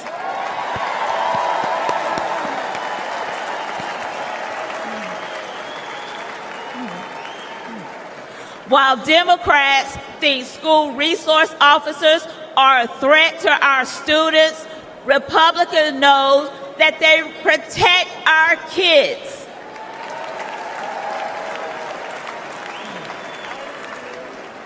While Democrats won't admit that our schools are failing, Republicans will fix the system and make our schools safe.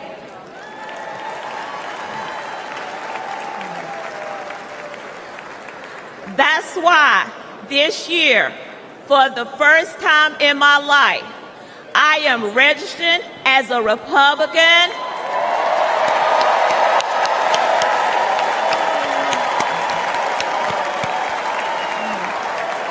Thank you. Thank you.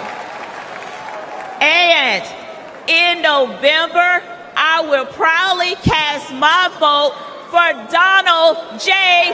Trump.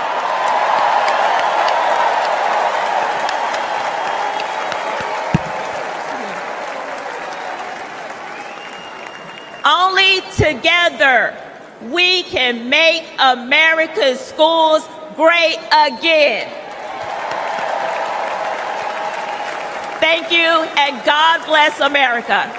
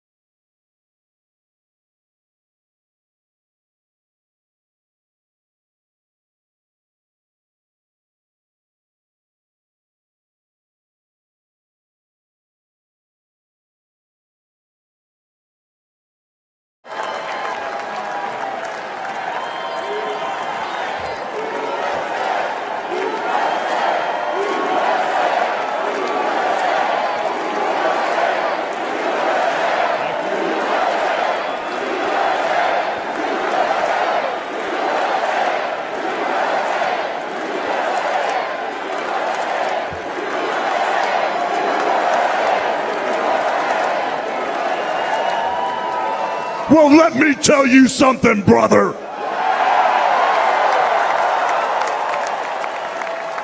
You know something? When I came here tonight, there was so much energy in this room. I felt maybe I was in Madison Square Garden getting ready to win another world title. Or maybe I thought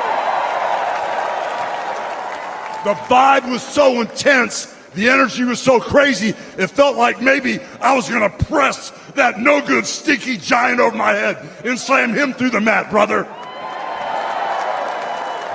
But what I found out was I was in a room full of real Americans, brother.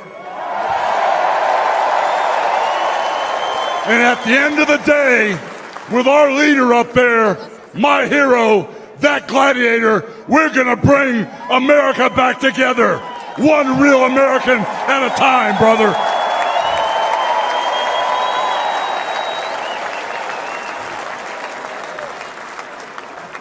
You know something? I've seen some great tag teams in my time. Hulk Hogan and, ooh yeah, the Macho Man Randy Savage. But you know something? I see the greatest tag team of my life standing upon us, getting ready to straighten this country out for all the real Americans.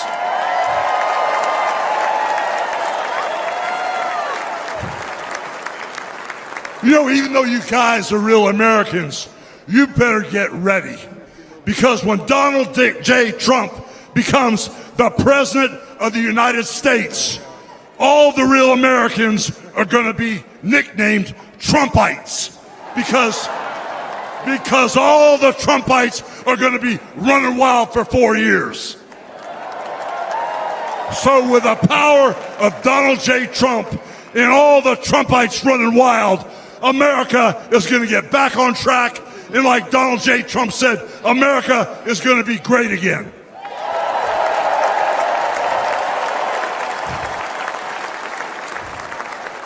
You know, when I look out and I see all the real Americans, I think about how Donald Trump, his family was compromised.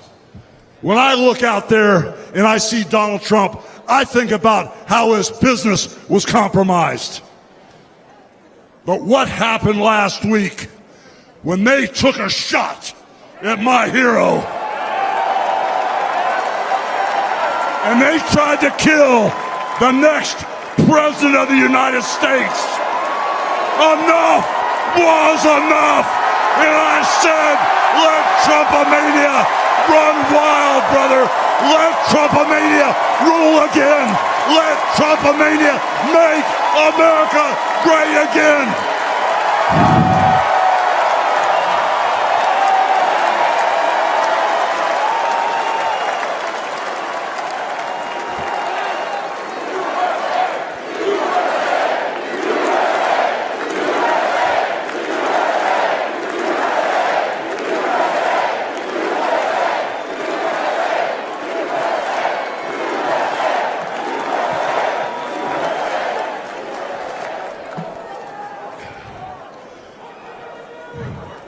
You know something, Trumpites? I didn't come here as Hulk Hogan, but I just had to give you a little taste. You know, my name is Terry Bollea. And as an entertainer, I love you too. And as an entertainer, I tried to stay out of politics. But after everything that's happened to our country over the past 4 years, and everything that happened last weekend, I can no longer stay silent.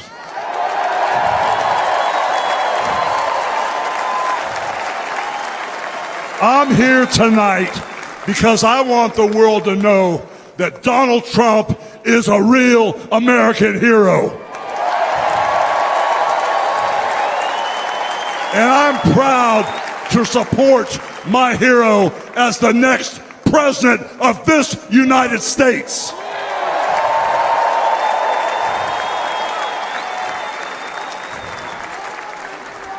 You know, guys, I've known Donald Trump for over 35 years. You know, hold on a second, hold on. I just had a flashback. I just had a flashback, man. This is really tripping. You know, the last time I was up on stage, Donald Trump was sitting at ringside at the Trump Plaza. I was bleeding like a pig, and I won the world title right in front of Donald J. Trump. And you know something? He's going to win in November, and we're all going to be champions again when he wins.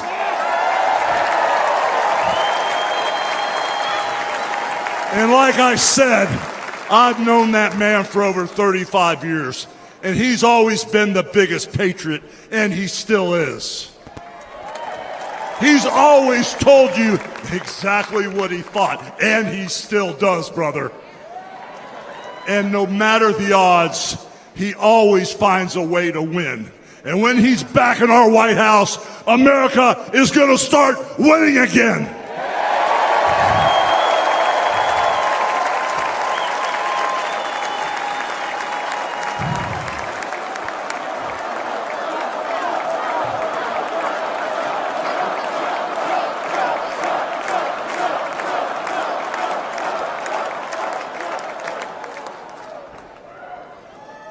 You know, guys, over my career, I've been in the ring with some of the biggest, some of the baddest dudes on the planet.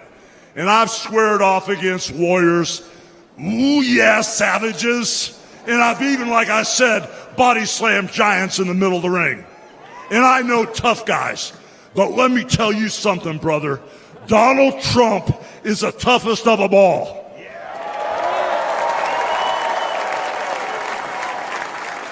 They've thrown everything at Donald Trump. All the investigations, the impeachments, the court cases, and he's still standing and kicking their butts.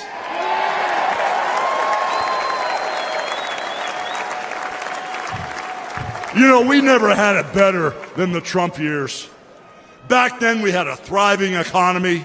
We had strong borders. We had safe streets. We had peace and respect around the world. But then we lost it all in a blink of an eye. Crime is out of control. The border is out of control.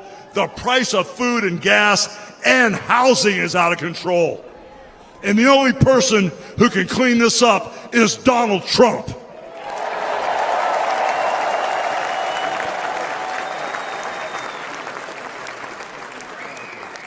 You know, guys, I really, really love this country. And I've lived the American dream.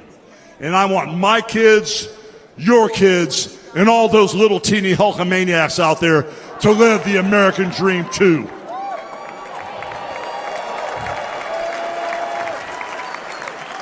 This November, guys, we can save the American dream for everyone.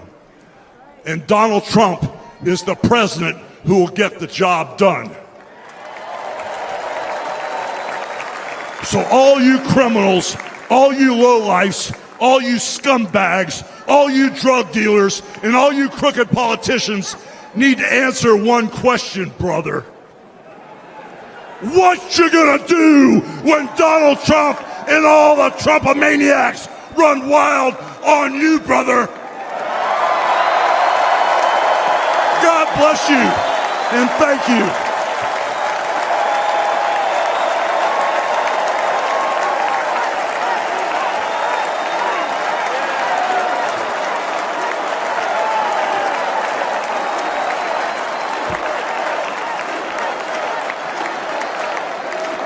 Ladies and gentlemen, please welcome the President and CEO of the Billy Graham Evangelistic Association and President of Samaritan's Purse, the Reverend Franklin Graham.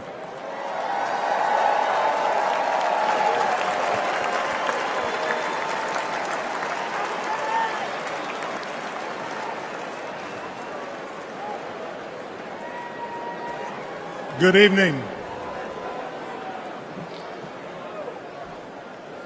I've got the hardest job tonight. I have to follow Hogan. But I stand here tonight as a private citizen who loves this country. I've been asked to say a few words and then to pray, and we're going to do that. Last Saturday, in Butler, Pennsylvania, President Trump had a near-death experience. No question. But God spared his life. And when we go through those experiences, it changes us. It can cause us to examine our lives and to reevaluate our priorities, as you should. When President Trump rose from that platform, he rose with his fist raised in strength, showing America his unshakable resolve to fight for them in this nation.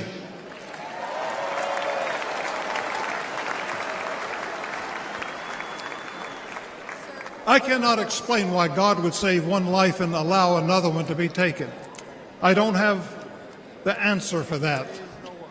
But one thing I do know is that God loves us, and he wants us to be with him in heaven one day. And that's through faith in his Son, Jesus Christ. You see, the Bible says that God so loved the world that he gave his only begotten Son, that whosoever believeth in him shouldn't perish but should have everlasting life. For as long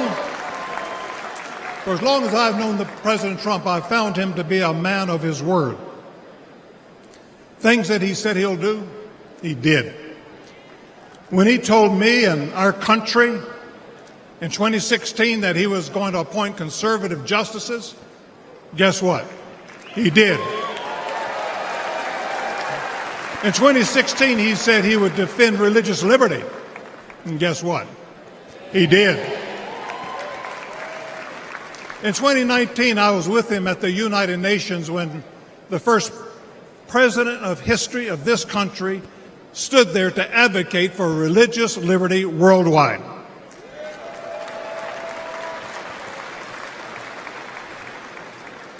When American citizen and Pastor Andrew Brunson was being held in a Turkish jail on false accusations, President Trump demanded that he be released.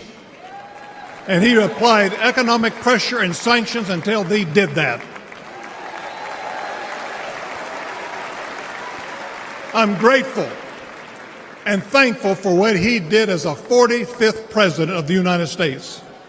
And I know that as the 47th president, he will keep his word to the American people to make America great once again.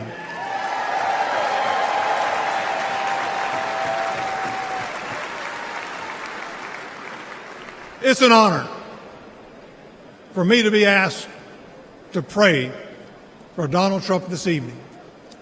And so what I'd like to do, I'd like us to pray, but I'd like us all to stand as we call upon the name of the God of heaven.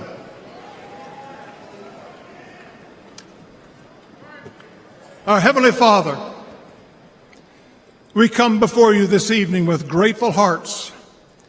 Thank you for saving the life of President Donald J. Trump. In his own words, it was you and you alone who saved him. We pray for the others that were injured on Saturday, for the family who lost their loved one.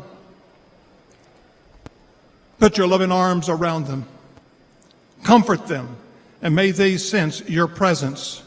We stand before you tonight. We say thank you for the provisions you have given to the United States of America. You have blessed this country more than any country in the world.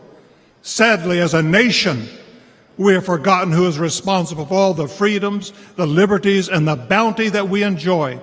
It has all come for you. Thank you. This evening, our nation is in trouble. We're divided politically, racially, economically, with millions of people seeking refuge and hope in our dry and thirsty land. You're the only one who can fix the complexity of the problems that we face today. We pray for President Trump, that you would give him wisdom, strength, and a clear vision for the future of this nation and the task that is at hand. Continue to protect him from his enemies. I pray that you would surround him with men and women who will give him sound counsel and guidance. We pray for Melania, for Barron, and for all the President Trump's children and grandchildren. We pray for Senator J.D. Vance, his wife Usa, along with their young family. We're thankful for his strong stand for defending life. As your word instructs, we also pray for the leaders of our nation, whether they're Republican, Democrat, or Independent. We know that all authority comes from you. You are a great God, and we ask that if it be thy will that you will make America great once again. And we ask that you'll unite our hearts, bring us together, one nation under God, indivisible, with liberty and justice for all. And we pray this in the mighty name of my Lord and Savior, Jesus Christ, the King of Kings and the Lord of Lords. Amen.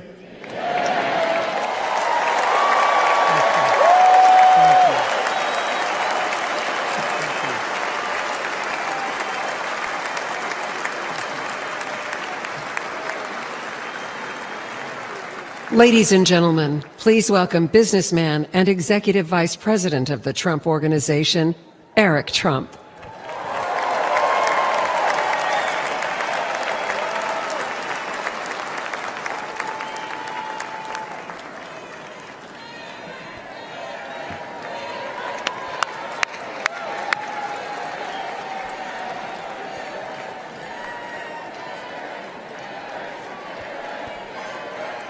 Good evening, America.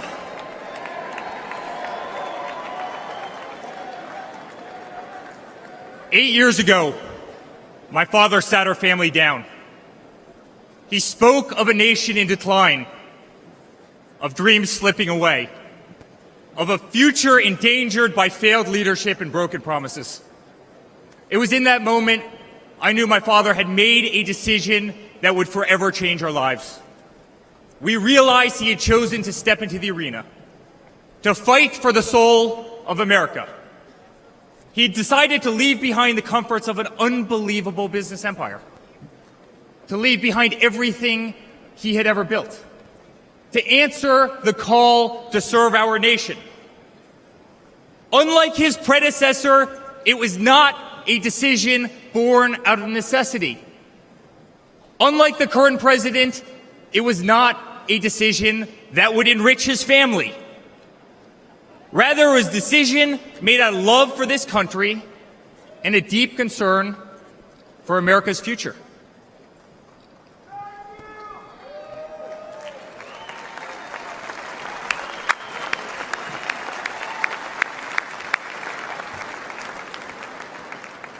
My father was clear it would not be easy, that there would be a huge price to pay, and that the attacks would be vicious. Looking back, that was an understatement. The made-up Russia hoax, the sham impeachments, the efforts to destroy an unbelievable company, a company that I run today, the efforts to cancel us, to silence him, to gag his free speech, and to drag him through every radical left courthouse in America, to take his life. Yet through it all, he's shown unwavering courage and determination, not just in public, but in every private conversation with me and our family.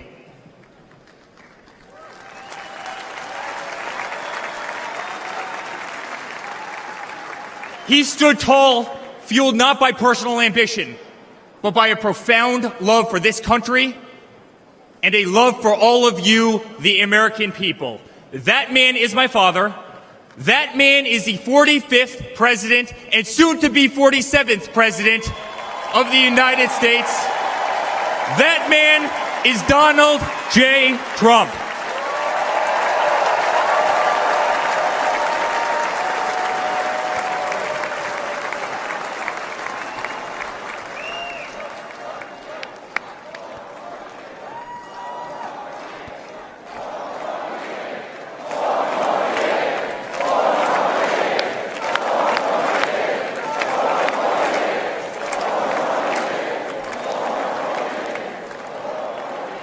Each time I've stood on this stage, America has been at a dire crossroads. In 2016, many people began to doubt the promise of America. Our economy was struggling. Jobs were scarce. Our standing on the world stage was weak at best. Veterans were forgotten. Our military was in shambles. Our educational system was broken, ranked 30th in the world.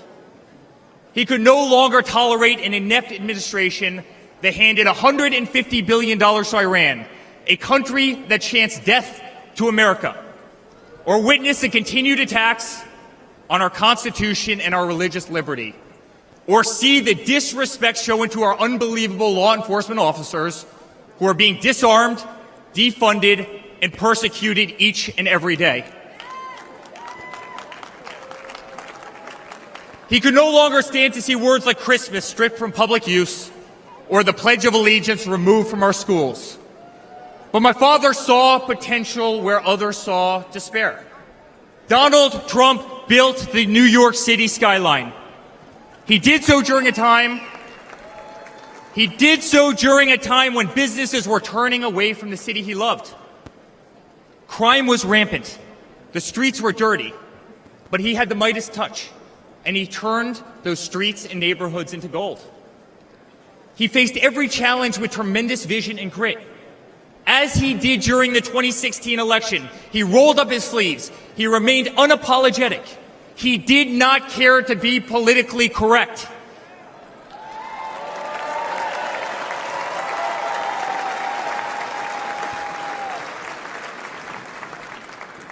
He restored hope. He restored a voice to millions of Americans who had been ignored. He restored the American dream. Under my father's leadership, the economy climbed to record heights. Jobs were created at an unthinkable pace. Unemployment reached historic lows across all demographics. Wage growth soared. He cut taxes for hardworking families and businesses. He slashed regulations. We saw the greatest 401k increase in American history.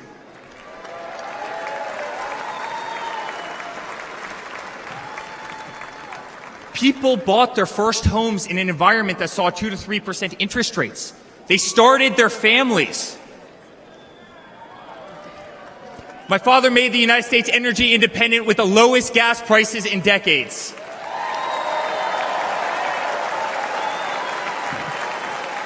My father made the United States safe. Our borders were closed. There was peace in the Middle East. Soleimani, al-Baghdadi, the terrorists were dead.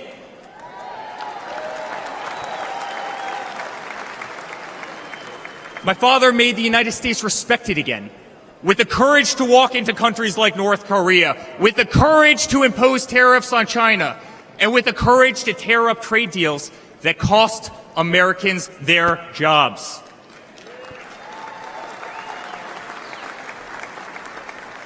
He brought manufacturing back to America. Small businesses flourished. He did what he promised. He put America first. We were winning. Donald Trump made America great again.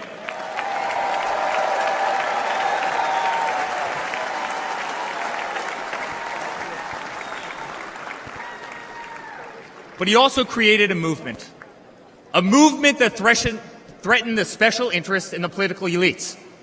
A movement that cast a bright light on the institutions weaponized against the American people. You see it in our schools.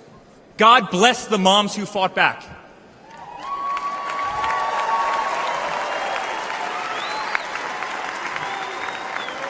You see it in your workplace. You see it on every news station, in every newspaper. You see it in the military. The most iconic military installations on planet Earth are stripped of their identity and renamed. Fort Bragg, Benning, Fort Hood. You see it in Hollywood. You see it in our two-tier judicial system. They don't even hide it anymore. My father has been censored. The former president ripped off Twitter, Instagram, and Facebook while terrorist organizations remain intact. My father has been persecuted, targeted by far-left Democrats funded by special interest groups and hand-picked judges. My father has been pulled off the ballots of states, radical justices attempting to defy the will of millions of Americans who adore who he is and what he stands for. My father even became the target of an assassin who almost killed America's single greatest hope for our future. The swamp is terrified of this incredible movement. They're terrified of it. They're terrified of you and the tens of millions of people watching us on TV right now. They've tried everything to keep him from you, everything, to destroy his legacy, to destroy his family. They have failed, and they will not win.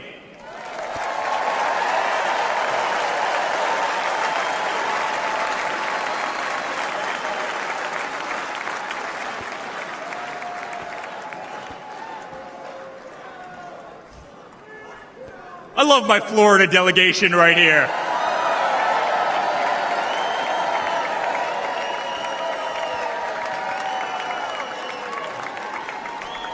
Thank you. My father stands before you with the most votes of any Republican candidate in the history of our nation. He has defied the predictions of every political pundit. He fills stadiums across our country. He energizes Americans to the issues facing this nation and does so with unvarnished honesty. He is not a threat to democracy. He is a threat to those who despise our republic, many whom are bought and sold, bribed and coerced, people who have never signed the front of a check and who have been dependent on the government their entire adult lives.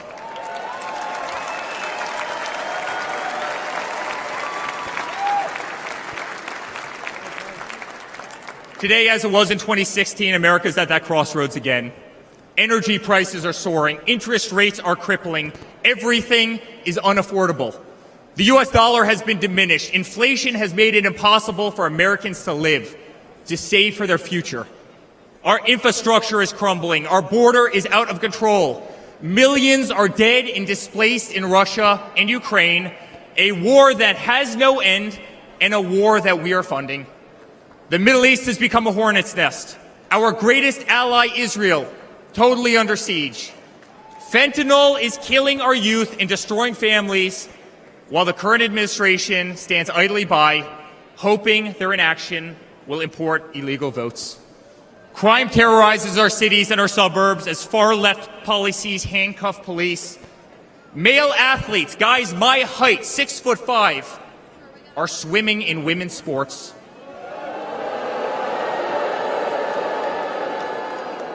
Destroying the dreams of young girls who have trained every minute of their lives. We no longer trust our elections. We no longer trust our judicial system. And we no longer believe that our government is working in our best interest.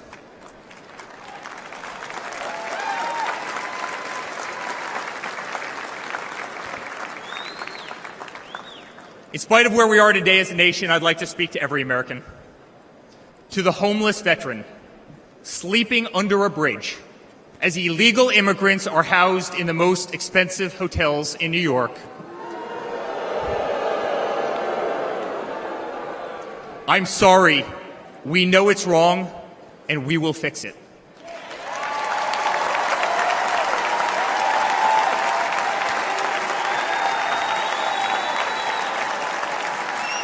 To the single mother who can no longer afford her rent, afford groceries, and has been forced to work 3 jobs, I'm sorry.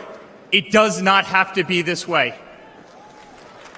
To the parents who lost a son or daughter to fentanyl, including the incredible woman that spoke the other night, while an administration does absolutely nothing, I'm sorry. Your government can do so much better, and it will.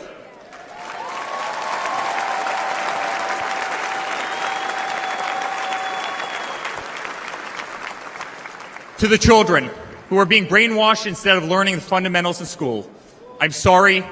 There are teachers who care, and my father will empower them.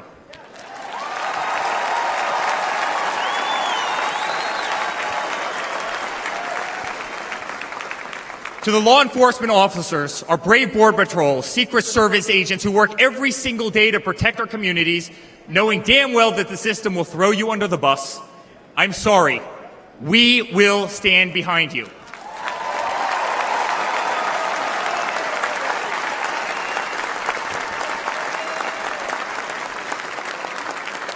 To commuters often petrified to take a bus, take a train, or walk the streets in cities across our nation, I'm sorry. That man right there will fix this.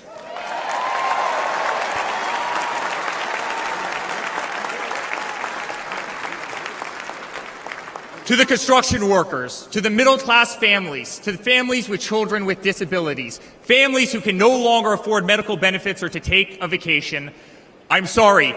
We will make America great again.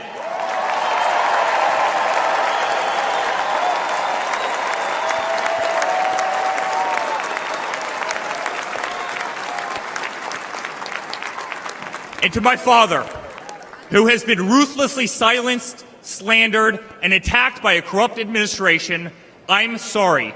We know, and America knows, that they're not just after you, they're after all of us, and you just happen to be standing in their way.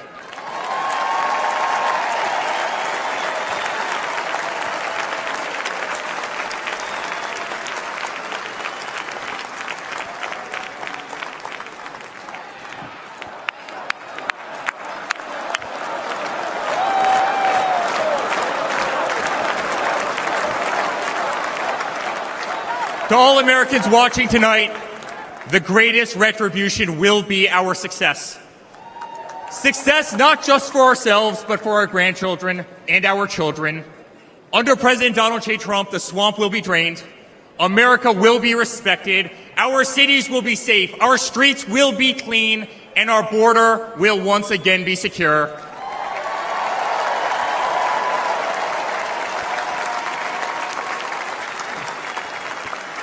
We will have peace.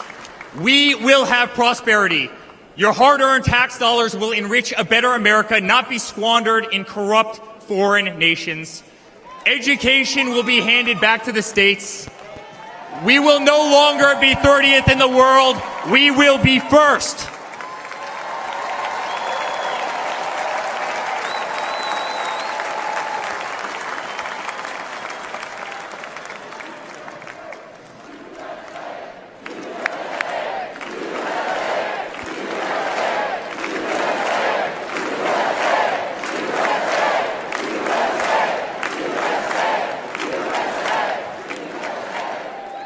Our children will understand family, our children will have values, and our children will love God.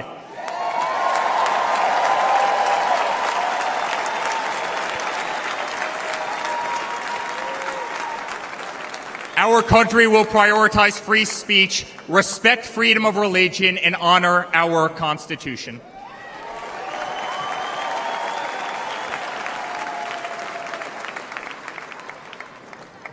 As his son, I've never been more proud of a person in my life. A man who has defied all odds more than once. A man who believed in the promise of America when others turned away. A man who saw a nation in need of a champion and answered that call with unwavering determination and courage. A man who survived a bullet that was intended to eliminate him permanently from our future and from our family. Never have I been more proud to be a Trump.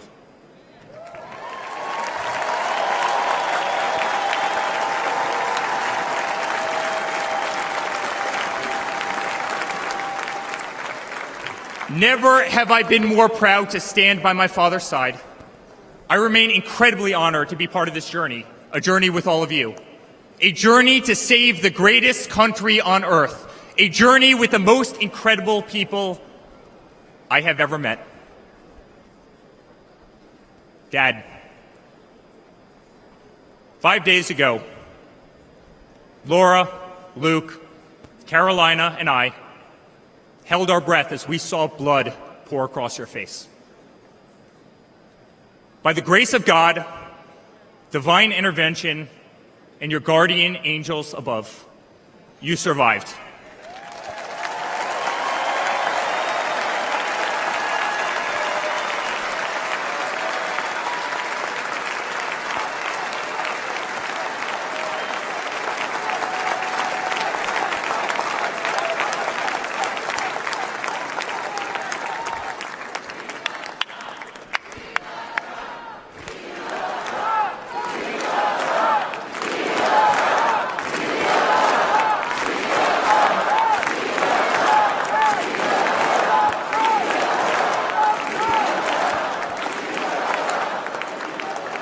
You are the greatest fighter I have ever seen.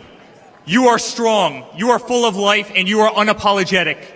Your optimism is contagious. Your backbone is unbreakable. Your conviction to fight for what is right and against all that is wrong is truly next level.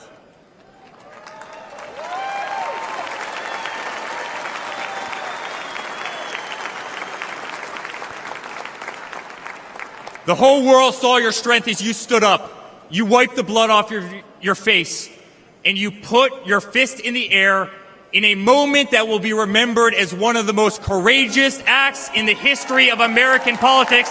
You shouted, "Fight! Fight! Fight!"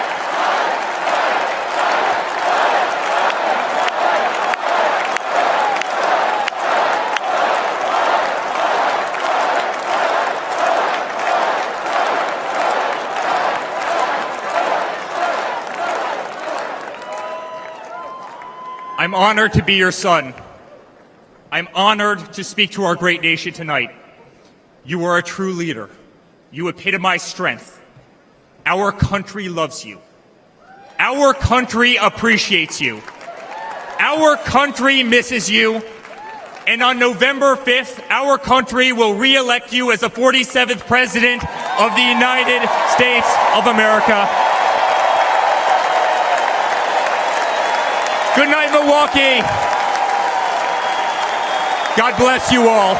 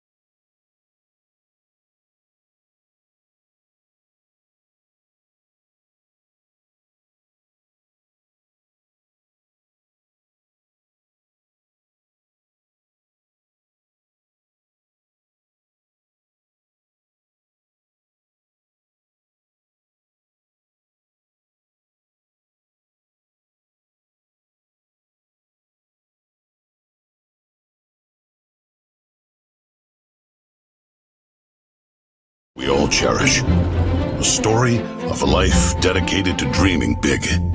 A story about giving back to the people in his beloved city. But most of all, this is a story about putting his country first. And it's a story best told in pictures. Young and confident, Donald Trump wasn't afraid to think big and build even bigger. And he left his mark on the New York skyline that greeted visitors from around the world. But he wasn't just an American entrepreneur. He became a folk hero. Celebrities and sports stars wanted to be seen with him. Politicians sought his approval. And New Yorkers just loved him. And he loved them back. And he gave back. Just one example. Saving the Woolman skating rink. The Woolman skating rink in Central Park is open again. The city spent nearly 6 years and $12 million trying to fix it. And then to the rescue, developer Donald Trump. As Tracy Egan tells us now, he accomplished in 3.5 months what the city couldn't do in 6 years. Donald, you performed a great public service. There was no denying that Donald Trump was the toast of the town. But he was also something even more important, a patriotic American.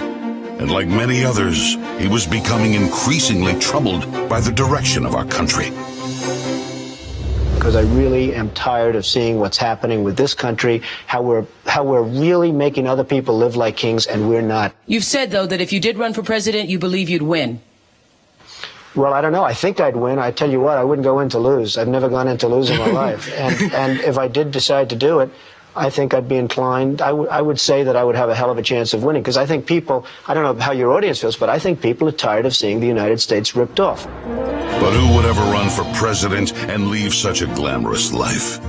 Appearances in movies, best-selling books, a widely popular TV show. But for Donald J. Trump, the calling to save his country was even stronger. The mission, more important. The number of Americans being left behind, too large. And so, in Donald Trump fashion, he announced he was running for president, in it to win. And he did.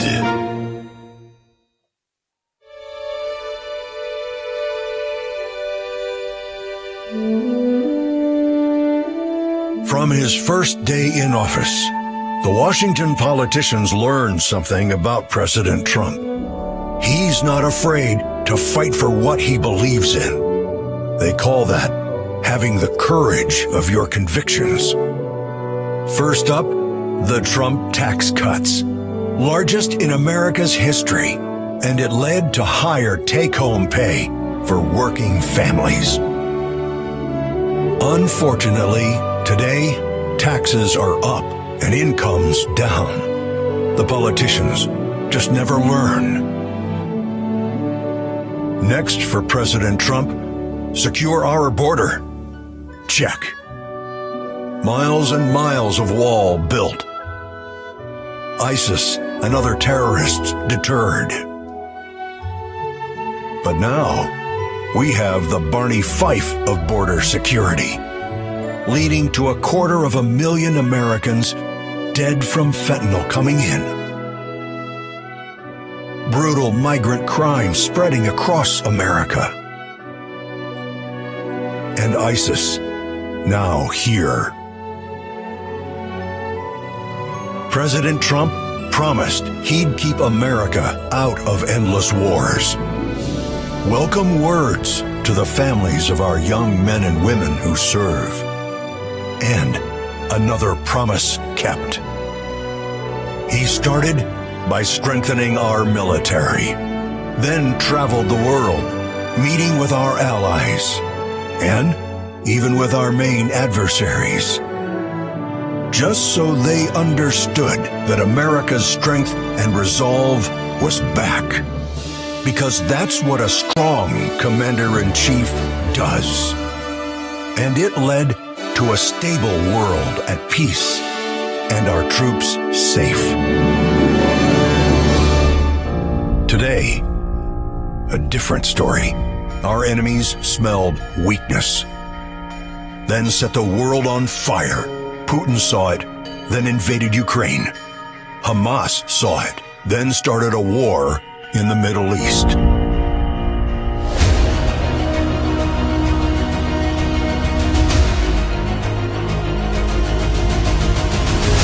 There's one more thing we've learned about President Trump. He believes so strongly in America, so optimistic for our possibilities, and so committed to fighting to once again make our country great, that there is nothing that is going to stop him.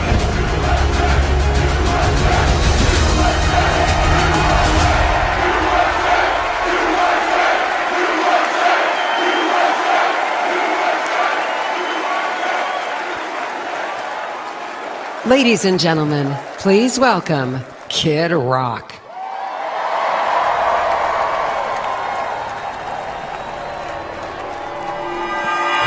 What up, America?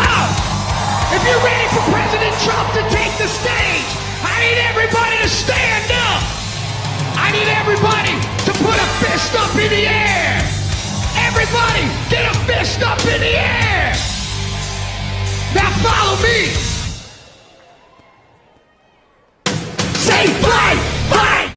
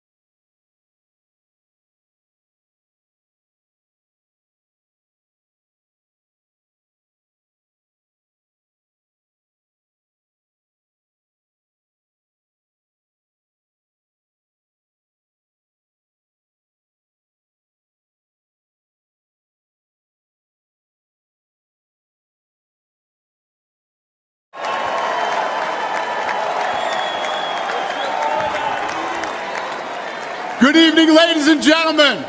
I am Dana White. I am the CEO and president of the Ultimate Fighting Championship. So 2 weeks ago, I got a call from President Trump asking me if I'd be willing to speak tonight. As usual, there was no pressure, no demands. He asked me as a friend, and of course I said yes. Then, after I accepted his offer, he sent me a text message, and I just want to read to you a little piece of what President Trump wrote to me.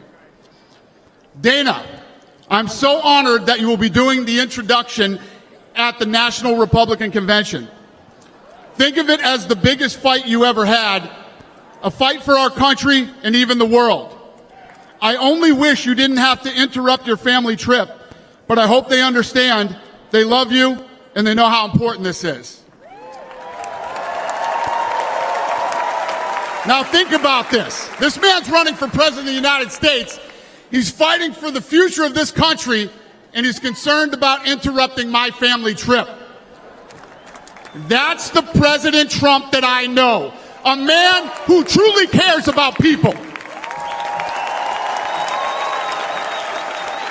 The mainstream media likes to push the narrative that he doesn't care about anyone but himself. I absolutely know that's not the truth, because I've been friends with this guy for 25 years. And for the people who know me, they'll know this is true. I just want to make something very clear. Nobody in the Trump campaign has ever told me what to say. Nobody tells me what to say, and I'm nobody's puppet.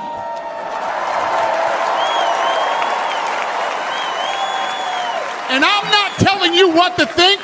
I'm telling you what I know. And I know President Trump. I know President Trump is a fighter. I've been saying this since 2015. Now look at what's happened over the last 10 years. We have all seen it with our own eyes. I'm in the tough guy business, and this man is the toughest, most resilient human being that I've ever met in my life. The higher the stakes, the harder he fights, and this guy never, ever gives up. So what's at stake here? The answer is in President Trump's text, and I quote, "A fight for our country." I know why he's running for president again. Why else would he put himself through everything he's dealt with just to get back here? We all know he doesn't need this. This guy's got a great life. He has a beautiful family, and he has achieved everything that you could possibly achieve in life. I know President Trump is literally putting his life on the line for something bigger than himself, and he's willing to risk it all because he loves this country.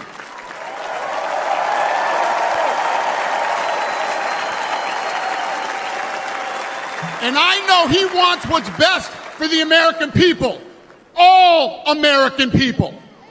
I know he's running for president to save our American dream. I'm living the American dream, and I know the American dream is very real. Whether you were born in this country or came here from someplace else, this is the last real land of opportunity. President Reagan once said, government's first duty is to protect the people, not run their lives. And if you're buried in government red tape, how will you ever start your own business? If you're struggling to pay your bills, how can you ever afford to start a family? And if you don't feel safe in your own town, why would you ever buy a house? I know that President Trump is fighting to save the American dream, and that's what's at stake in this election. We are choosing who we want to lead us in this fight. I know President Trump is a proven leader, a fearless leader, and this country was in a much better place when he was in the Oval Office. In my mind, the choice is clear. But this election, we all get to choose. I know I'm going to choose strength and security. I know I'm going to choose opportunity and prosperity. I know I'm going to choose real American leadership and a real American badass.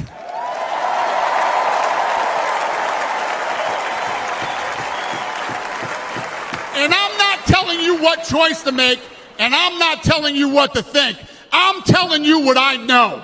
I know America needs a strong leader, and the world needs a strong America.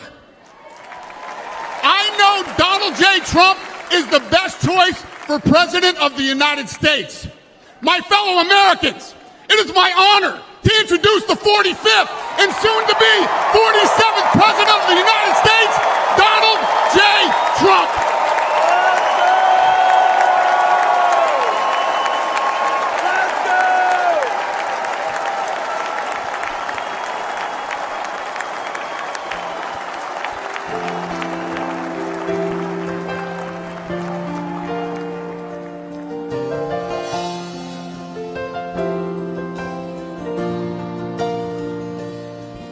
If tomorrow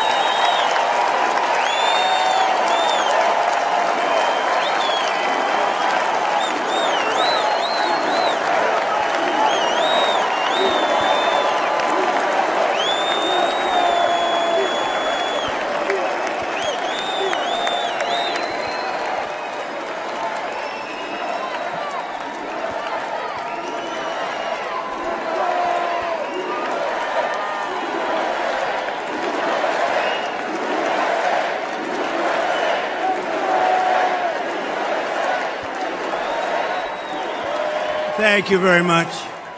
Thank you very, very much. Wow. And thank you, Dana. Thank you, Kid Rock, sometimes referred to as Bob. And thank you, Lee, right from the beginning. Thank you very much. What a talent. What a beautiful, beautiful soul. Thank you. Friends, Delegates and fellow citizens, I stand before you this evening with a message of confidence, strength, and hope. 4 months from now, we will have an incredible victory, and we will begin the 4 greatest years in the history of our country. Together, we will launch a new era of safety, prosperity, and freedom for citizens of every race, religion, color, and creed. The discord and division in our society must be healed. We must heal it quickly. As Americans, we are bound together by a single fate and a shared destiny. We rise together or we fall apart. I am running to be president for all of America, not half of America, because there is no victory in winning for half of America.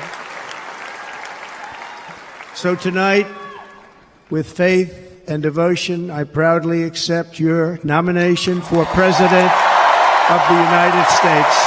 Thank you.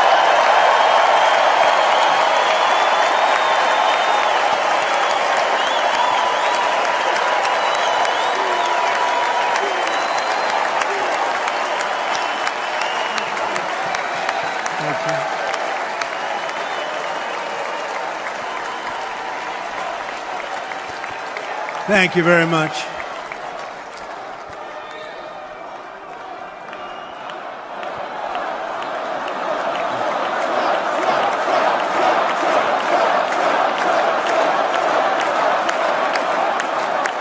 Thank you very much.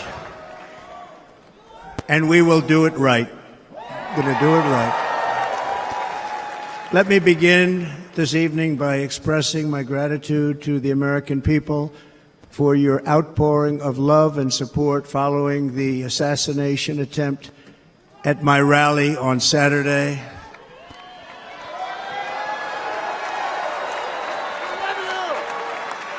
As you already know, the assassin's bullet came within a quarter of an inch of taking my life. So many people have asked me, what happened? Tell us what happened, please. And therefore, I will tell you exactly what happened, and you'll never hear it from me a second time because it's actually too painful to tell. It was a warm, beautiful day in the early evening in Butler Township in the great Commonwealth of Pennsylvania. Music was loudly playing, and the campaign was doing really well. I went to the stage and the crowd was cheering wildly. Everybody was happy. I began speaking very strongly, powerfully, and happily because I was discussing the great job my administration did on immigration at the southern border. We were very proud of it.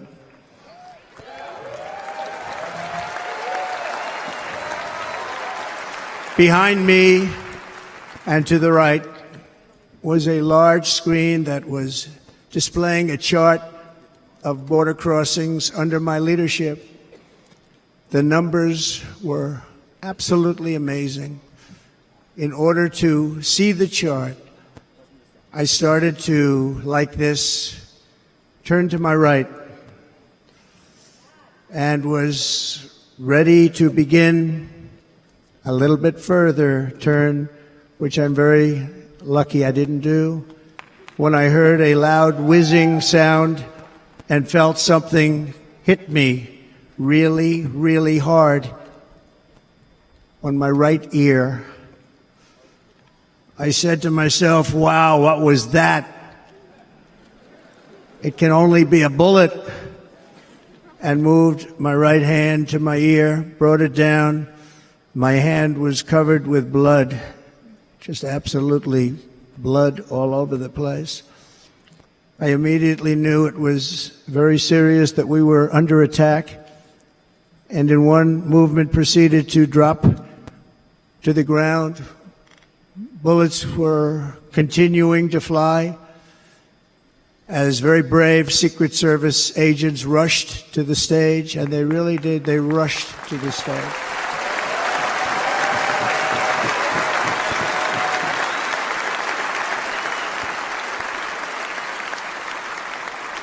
These are great people, at great risk, I will tell you, and pounced on top of me so that I would be protected. There was blood pouring everywhere, and yet, in a certain way, I felt very safe because I had God on my side. I felt that.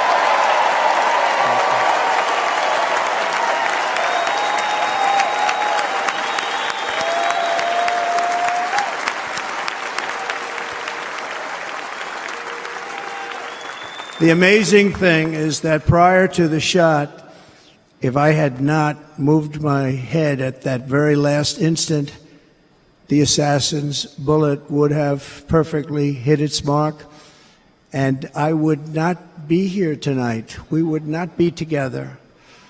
The most incredible aspect of what took place on that terrible evening in the fading sun was actually seen later.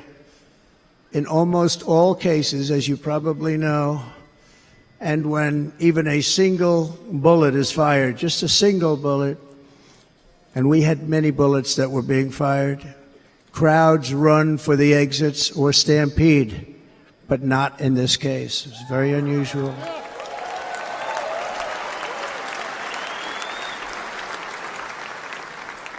This massive crowd of tens of thousands of people stood by and didn't move an inch. In fact, many of them bravely, but automatically stood up looking for where the sniper would be. They knew immediately it was a sniper. And then began pointing at him. You can see that if you look at the group behind me. That was just a small group compared to what was in front. Nobody ran, and by not stampeding, many lives were saved. But that isn't the reason that they didn't move. The reason is that they knew I was in very serious trouble. They saw it. They saw me go down. They saw the blood and thought, actually most did, that I was dead. They knew it was a shot to the head. They saw the blood. And there's an interesting statistic. The ears are the bloodiest part. If something happens with the ears, they bleed more than any other part of the body. For whatever reason, the doctors told me that. I said, why is there so much blood? He said, it's the ears. They bleed more. So we learned something, but they just, this beautiful crowd, they didn't want to leave me. They knew I was in trouble. They didn't want to leave me. And you can see that love written all over their faces. Incredible people. They're incredible people. Bullets were flying over us, yet I felt serene. But now the Secret Service agents were putting themselves in peril. They were in very dangerous territory. Bullets were flying right over them, missing them by a very small amount of inches. And then it all stopped. Our Secret Service sniper, from a much greater distance and with only one bullet used, took the assassin's life, took him out.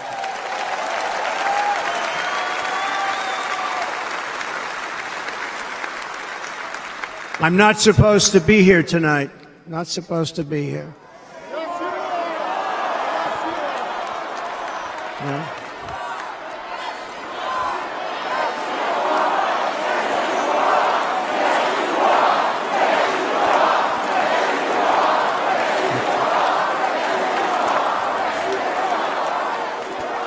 Thank you.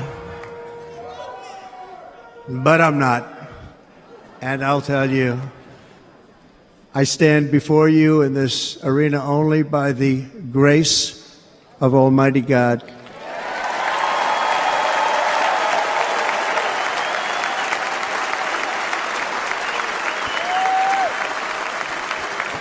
In watching the reports over the last few days, many people say it was a providential moment.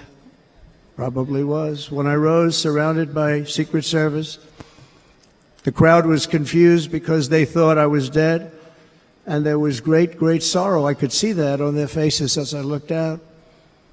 They didn't know I was looking out. They thought it was over. But I could see it, and I wanted to do something to let them know I was okay. I raised my right arm, looked at the thousands and thousands of people that were breathlessly waiting, and started shouting, "Fight, fight, fight."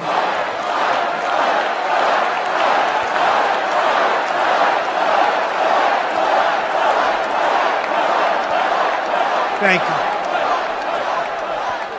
you. Once my clenched fist went up, and it was high into the air. You've all seen that. The crowd realized I was okay and roared with pride for our country like no crowd I have ever heard before. Never heard anything like it. For the rest of my life, I will be grateful for the love shown by that giant audience of patriots that stood bravely on that fateful evening in Pennsylvania. Tragically, the shooter claimed the life of one of our fellow Americans, Corey Comparator. Unbelievable person, everybody tells me. Unbelievable. And seriously wounded. Two other great warriors. Spoke to them today. David Dutch and James Copenhaver. Two great people. I also spoke to all three families of these tremendous people. Our love and prayers are with them and always will be. We're never going to forget them. They came for a great rally. They were serious Trumpsters, I want to tell you. They were serious Trumpsters and still are. But Corey, unfortunately, we have to use the past tense. He was incredible. He was a highly respected former fire chief, respected by everybody. Was accompanied by his wife, Helen, incredible woman. I spoke to her today, devastated, and two precious daughters. He lost his life selflessly, acting as a human shield to protect them from flying bullets. He went right over the top of them and was hit. What a fine man he was.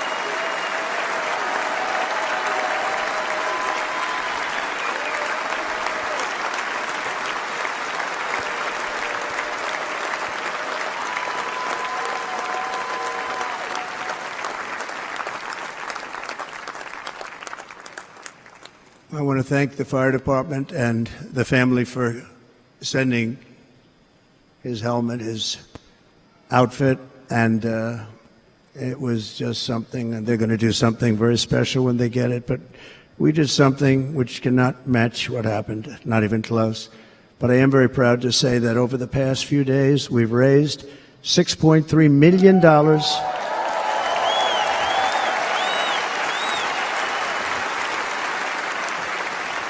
for the families of David, James, and Corey, including from a friend of mine, just called up. He sent me a check right here. I just got it. $1 million from Dan Newland. Thank you, Dan. And again, when speaking to the family, I told them, I said, well, I'm going to be sending you a lot of money, but it can't compensate. They all said the same thing. You're right, sir. We appreciate so much what you're doing, but nothing can take the place in the case of Corey. And the other two, by the way, they were very, very seriously injured, but now they're doing very well. They're going to be okay. They're going to be doing very well.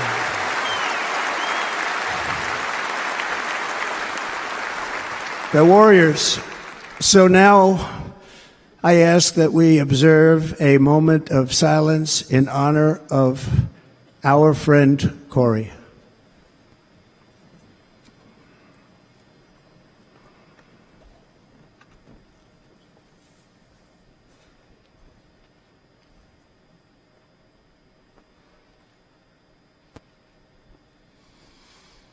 There is no greater love than to lay down one's life for others.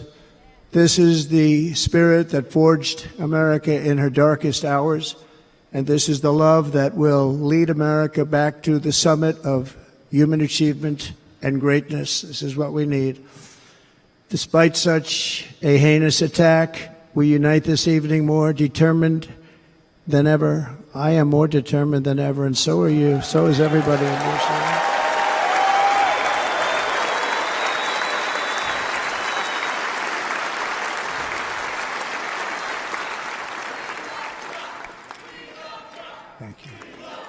Thank you very much.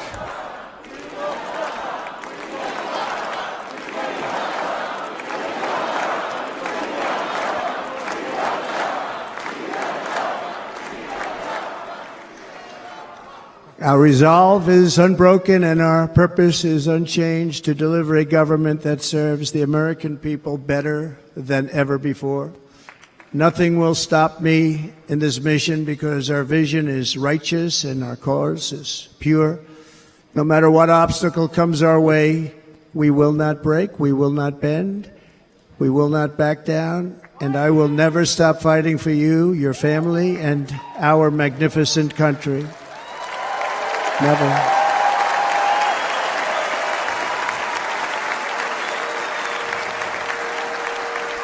And everything I have to give with all of the energy and fight in my heart and soul, I pledge to our nation tonight. Thank you very much. I pledge that to our nation. We're going to turn our nation around, and we're going to do it very quickly. Thank you.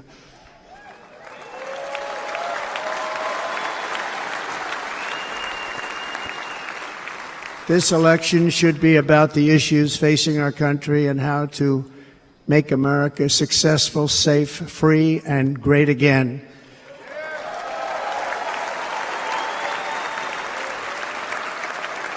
In an age when our politics too often divide us, now is the time to remember that we are all fellow citizens. We are one nation under God, indivisible, with liberty and justice for all.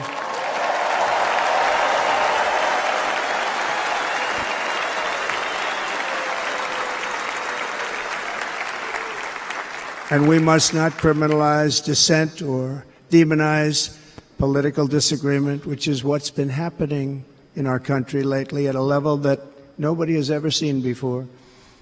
In that spirit, the Democrat Party should immediately stop weaponizing the justice system and labeling their political opponent as an enemy of democracy.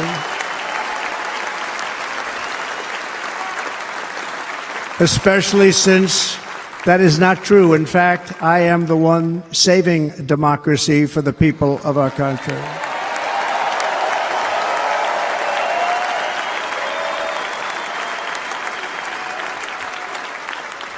And very big news, as you probably just read, on Monday a major ruling was handed down from a highly respected federal judge in Florida, Eileen Cannon, finding that the prosecutor and the fake documents case against me were totally unconstitutional, and the entire case was thrown out of court. With all of that publicity, thrown out of court. If Democrats want to unify our country, they should drop these partisan witch hunts, which I have been going through for approximately 8 years. And they should do that without delay and allow an election to proceed that is worthy of our people. We're going to win it anyway, but worthy of our people. On this journey, I am deeply honored to be joined by my amazing wife, Melania.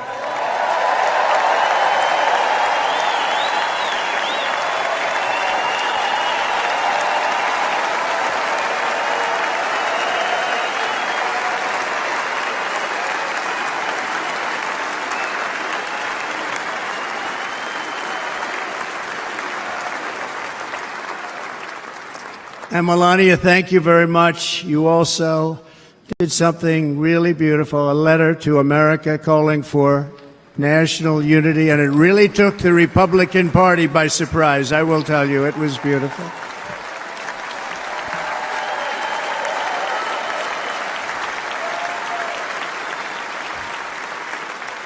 In fact, some very serious people said that we should take that letter and put it as part of the Republican platform. That would be an honor, wouldn't it? Right, Mr. Congressman? But it captivated so many, so I also want to thank my entire family for being here. Don, Kimberly, Ivanka and Jared, Eric and Lara, Tiffany and Michael, Barron. We love our Barron.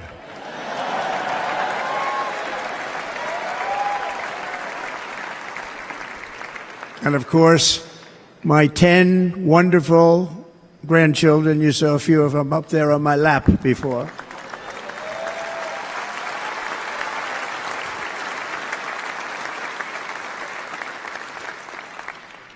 And how good was Dana? Was Dana good?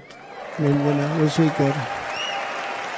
He was on probably the only vacation he's had in about, maybe ever, because he works, but about 10 years with his wife, very far away. I won't tell you where, but very, very far away, beautiful place. And my people called, and he said, I won't be able to do it. This is many, many years. I promised my wife I can't do it. And they came in, they said, Dana won't be able to do it, because he was my first, second, and third choice. I said, well, that's too bad, but I understand he's away, and it's good. It's good for him. And that was it. About 30 minutes later, she came back in, sir, Dana just called. He's going to do it. And his wife, she said, you can't turn him down. You just can't do it. You have to go. That's a good wife.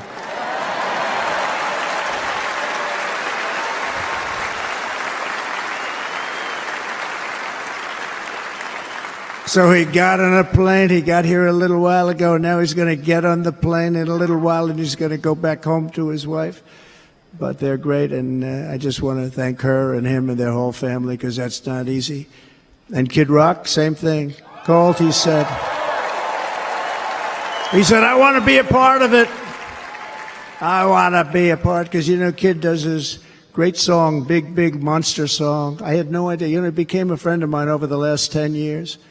And he's amazing. Everyone loves him. I didn't even know how big he was. He has rallies, 35, 40,000 people he gets every time he goes out.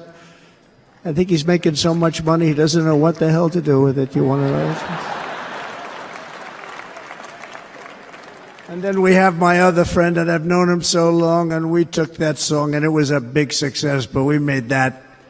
I saw a chart of great songs to America. That was #1 on the chart recently, #1. So that's Lee Greenwood, a very special, beautiful person. He's a beautiful man.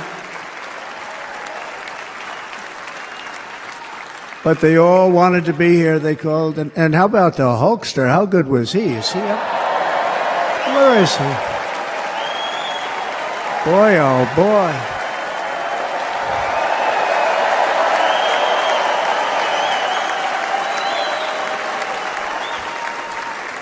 They may call that entertainment. I know about entertainment, but when he used to lift a 350-pound man over his shoulders and then bench press him 2 rows into the audience, I say, maybe entertainment, but he is one strong son of a gun. I will tell you, I watched it many times. There aren't a lot of entertainers that can do that, right? You were fantastic. Thank you very much. Followed by Eric. What was that all about? Boy, that was good. I didn't want to really come up here. But he was so great, and he's such a good young man. He went through a lot of trouble, and Don last night was incredible. He went through so much trouble. They got subpoenaed more than any people probably in the history of the United States. Every week they get another subpoena from the Democrats, crazy Nancy Pelosi, the whole thing, just boom, boom, boom. They've got to stop that, because they're destroying our country. We have to work on making America great again, not on beating people. And we won. We beat them in all. We beat them on the impeachments. We beat them on indictments. We beat them. But the time that you have to spend, if they would devote that genius to helping our country, we'd have a much stronger and better country.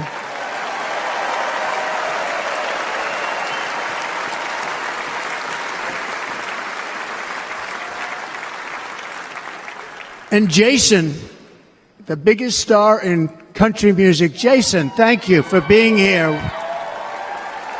Jason, thank you very much. Jason Aldean, he's good. I like his wife even better, by the way. She's here. Thank you, Jason.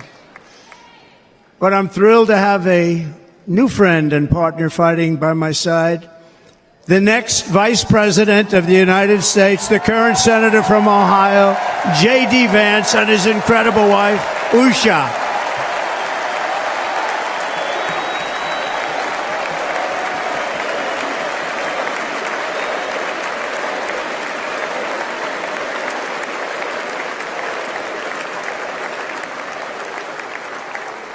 He's going to be a great Vice President. He's going to be great. He'll be with this country and with this movement, greatest movement in the history of our country, Make America Great Again.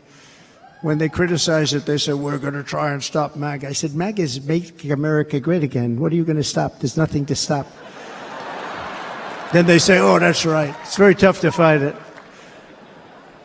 And all of the people that did try and fight it have failed. But he's going to be with us for a long time, and it was an honor to select him. Great student at Yale. His wife was a great student at Yale. They met at Yale. These are two smart people. So, J.D., you're going to be doing this for a long time. Enjoy the ride.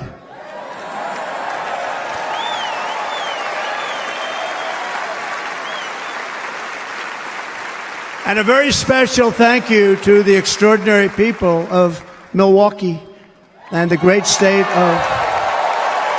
Oh, there they are. There they are. You are so easy to spot. And Green Bay's going to have a good team this year, right?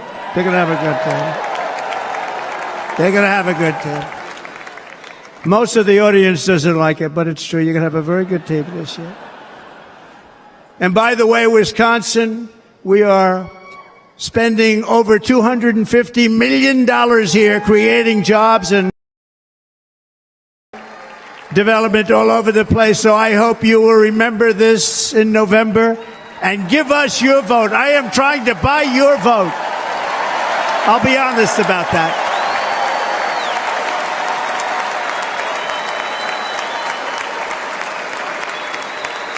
And I promise we will make Wisconsin great again. We're going to make it. Thank you, Mr. Governor. Thank you very much. Thank you. I'm here tonight to lay out a vision for the whole nation, to every citizen, whether you're a young or old man or woman, Democrat, Republican, or independent, black or white, Asian or Hispanic. I extend to you a hand of loyalty and of friendship. Together we will lead America to new heights of greatness like the world has never seen before. We were right there in the first term. We got hit with COVID. We did a great job. Nobody knew what it was, but nobody's ever seen an economy pre-COVID. And then we handed over a stock market that was substantially higher than just prior to COVID. Coming in, did a great job. Never got credit for that. We got credit for the war and defeating ISIS and so many things, the great economy, the biggest tax cuts ever, the biggest regulation cuts ever, the creation of Space Force, the rebuilding of our military. We did so much. We did so much. Right to try. Right to try is a big deal. We got right to try. They were trying to get that for 52 years. Somebody's terminally ill. And hopefully there's nobody in this audience, but it does happen a lot. They're terminally ill and they can't use our new space-age drugs and other things that we are way ahead. We have the greatest doctors in the world, the greatest laboratories in the world, and you can't do it. They've been trying to get that approved for 52 years. Wasn't that easy? The insurance companies didn't want to do it. They didn't want the risk. The labs didn't want to do it because if it didn't work, people are pretty far down the line toward death. They didn't want to do it. The doctors didn't want to have it on their records, so I got everybody into an office. 52 years they tried. Sounds simple, but it's not.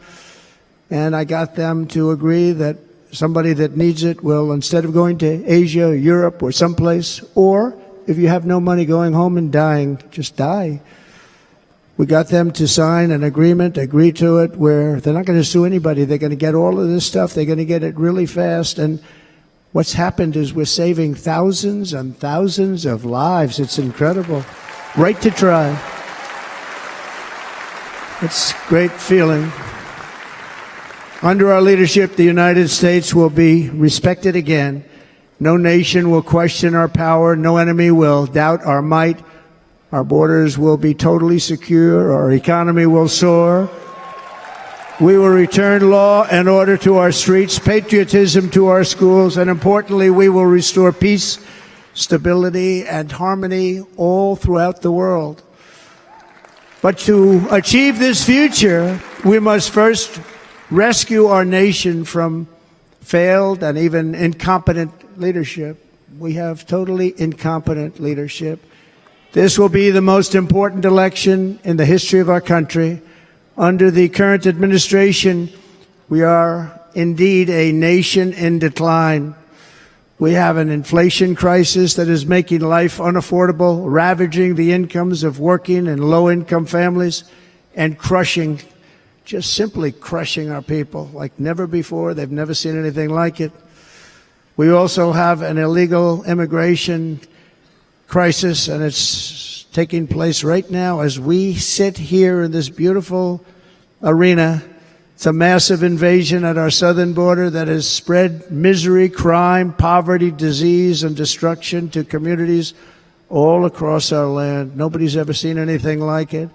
Then there's an international crisis, the likes of which the world has seldom been part of. Nobody can believe what's happening. War is now raging in Europe and the Middle East. A growing specter of conflict hangs over Taiwan, Korea, the Philippines, and all of Asia. And our planet is teetering on the edge of World War III. And this will be a war like no other war because of weaponry. The weapons are no longer army tanks going back and forth shooting at each other. These weapons are obliteration. It's time for a change. This administration can't come close to solving the problems. We're dealing with very tough, very fierce people. They're fierce people. And we don't have fierce people. We have people that are a lot less than fierce, except when it comes to cheating on elections and a couple of other things. Then they're fierce. Then they're fierce. So tonight, I make this pledge to the great people of America. I will end the devastating inflation crisis immediately, bring down interest rates, and lower the cost of energy. We will drill, baby, drill.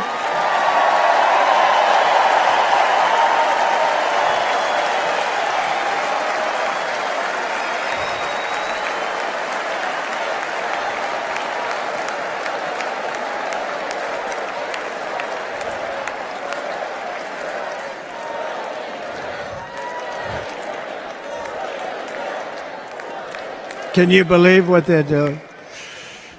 But by doing that, we will lead a large-scale decline in prices. Prices will start to come down. Energy raised it. They took our energy policies and destroyed them. Then they immediately went back to them, but by that time, so much was lost. But we will do it at levels that nobody's ever seen before, and we'll end lots of different things. We'll start paying off debt and start lowering taxes even further. We gave you the largest tax cut. We'll do it more.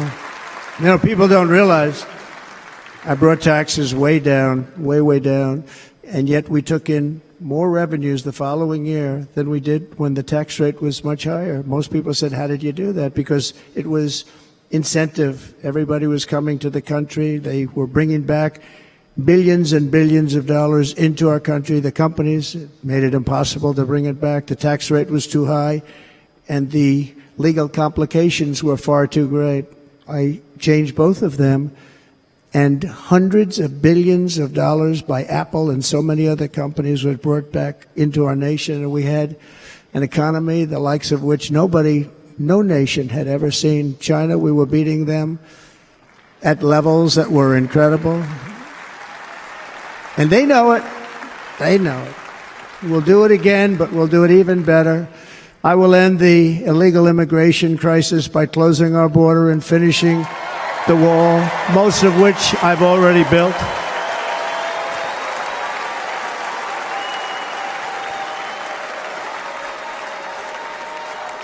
On the wall, we were dealing with a very difficult Congress, and I said, oh, that's okay, we won't go to Congress. I call it an invasion.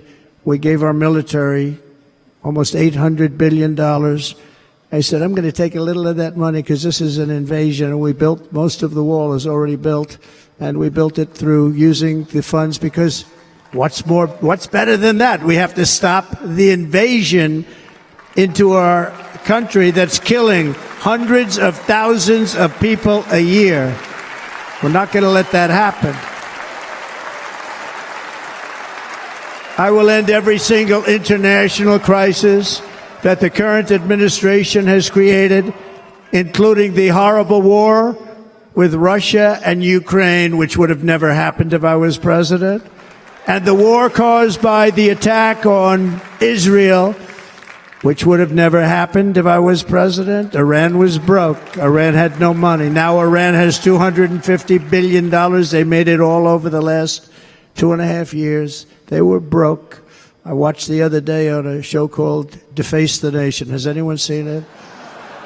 And they had a congressman who was a Democrat say, well, whether you like him or not, Iran was broke dealing with Trump. I told China and other countries, if you buy from Iran, we will not let you do any business in this country, and we will put tariffs on every product you do send in of 100% or more. And they said to me, well, I think that's about it. They weren't going to buy any oil. And they were ready to make a deal. Iran was going to make a deal with us. And then we had that horrible, horrible result that we'll never let happen again. The election result, we're never going to let that happen again. They used COVID to cheat. We're never going to let it happen again. And they took off all the sanctions, and they did everything possible for Iran. And now Iran is very close to having a nuclear weapon, which would have never happened. This is a shame what this administration, the damage that this administration has done. And I say it often, if you took the 10 worst presidents in the history of the United States, think of it, the 10 worst, added them up, they will not have done the damage that Biden has done. I'm only going to use the term once. Biden. I'm not going to use the name anymore, just one time. The damage that he's done to this country is unthinkable. It's unthinkable. Together we will restore vision, strength, competence, and we're going to have a thing called common sense making most of our decisions, actually. It's all common sense. Just a few short years ago under my presidency, we had the most secure border and best economy in the history of our country, in the history of the world. We had the greatest economy in the history of the world. We had never done anything like it. We were beating every country, including China, by leaps and bounds. Nobody had seen anything like it. We had no inflation. Soaring incomes were going. Nobody can believe it. You can't believe what happened 4 years ago is happening now in reverse. And the world was at peace. Inflation has been a killer for our country. No matter what you make it doesn't matter, because inflation is eating you alive. People that were putting away money, they were making great wages, the highest they've ever made, but they were putting away a lot of money. Now they are just being destroyed. They're not putting away anything. They're barely living. They're going into savings accounts.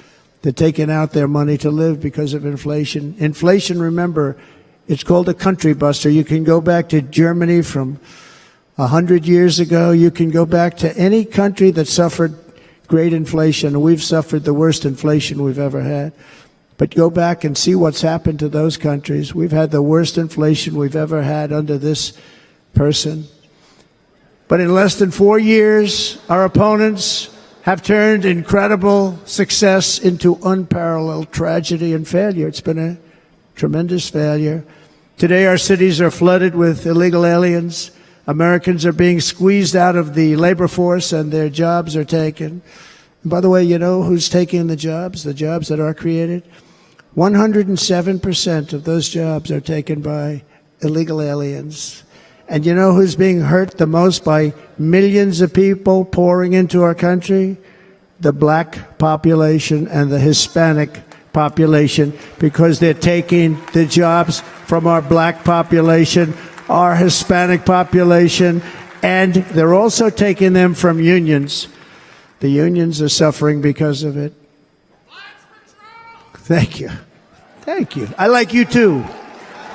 Thank you very much. Inflation has wiped out the life savings of our citizens and forced the middle class into a state of depression and despair. That's what it is. It's despair and depression. We cannot and will not let this continue. Less than 4 years ago, we were a great nation, and we will soon be a great nation again. We're going to be a great nation again.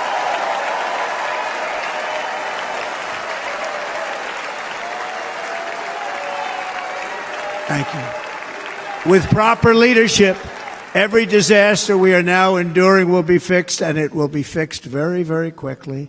So tonight, whether you've supported me in the past or not, I hope you will support me in the future, because I will bring back the American dream. That's what we're going to do. You don't even hear about the American dream anymore. With great humility, I am asking you to be excited about the future of our country. Be excited. Be excited.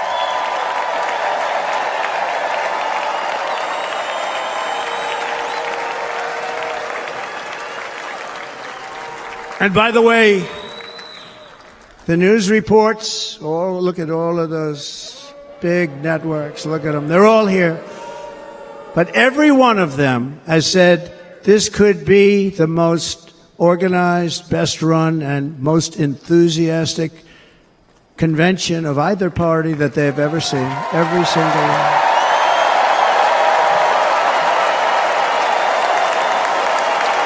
And it's true. It's true. And there's love in the room. There's great love in the room.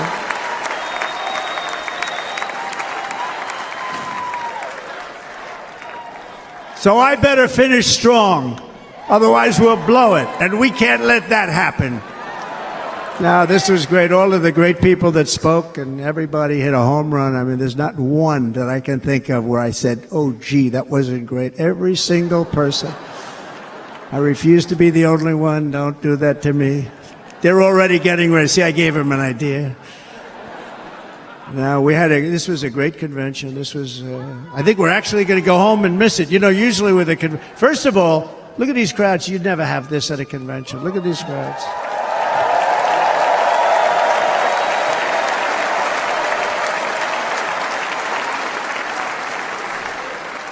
Love. It's about love. This week, the entire Republican Party has formally adopted an agenda for America's renewal, and you saw that agenda.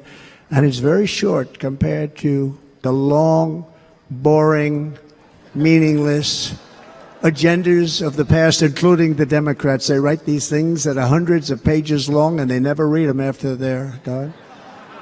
In their case, fortunately, they don't read them because they're pretty bad. It's a series of bold promises that we will swiftly implement when you give us a Republican House. And Mr. Speaker, thank you very much. We have our great Speaker of the House with us tonight, Mr. Speaker. Thank you very much. Thank you. A Republican Senate, we have many senators here. And send me back to our beautiful White House just a few short months from now. We're talking about just months. It can't come fast enough. We have to get it done. First, we must get economic relief to our citizens. Starting on day one, we will drive down prices and make America affordable again. We have to make it affordable. It's not affordable.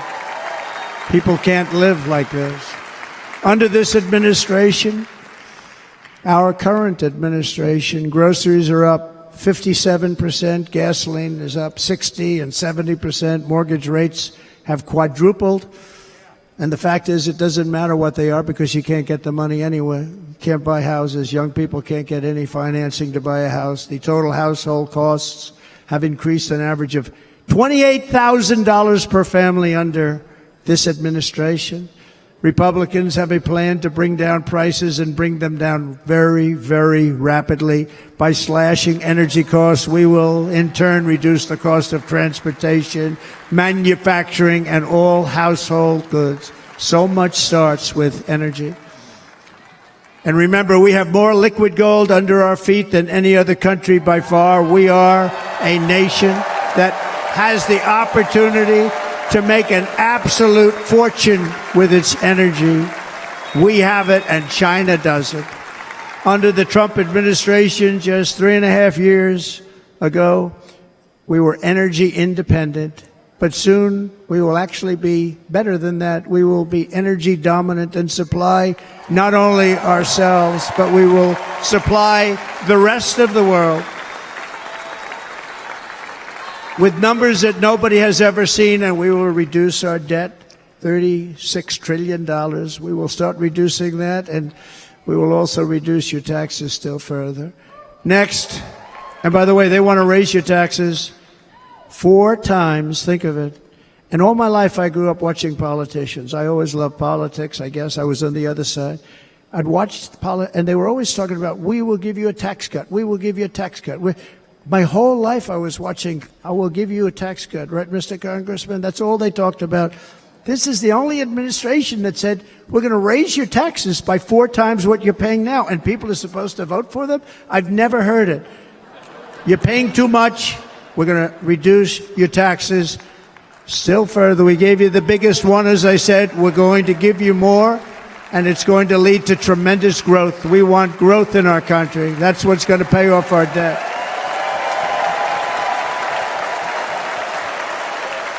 And next, we will end the ridiculous and actually incredible waste of taxpayer dollars that is fueling the inflation crisis. They've spent trillions of dollars on things having to do with the Green New Scam. It's a scam.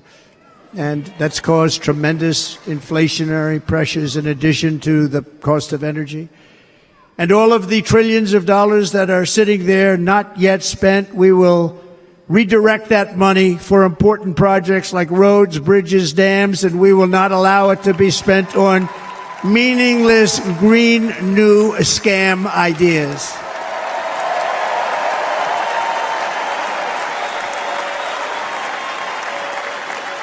And I will end the electric vehicle mandate on day 1.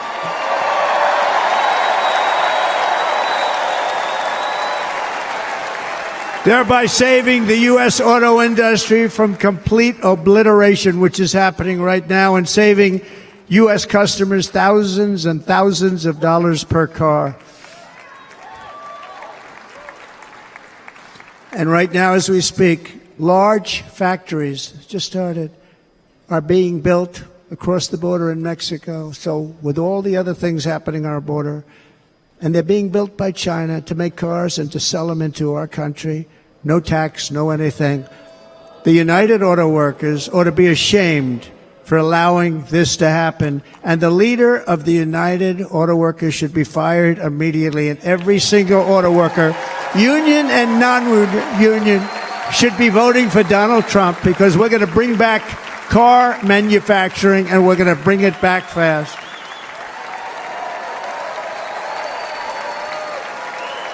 They're building some of the largest auto plants anywhere in the world. Think of it, in the world. We're going to bring it back. We're going to make them. We don't mind that happening, but those plants are going to be built in the United States, and our people are going to man those plants.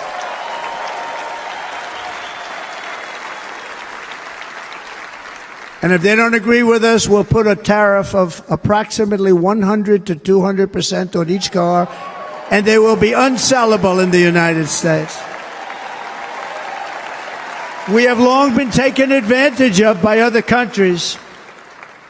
And think of it, oftentimes these other countries are considered so-called allies. They've taken advantage of us for years. We lose jobs, we lose revenue, and they gain everything and wipe out our businesses, wipe out our people. I stopped it for 4 years. I stopped it.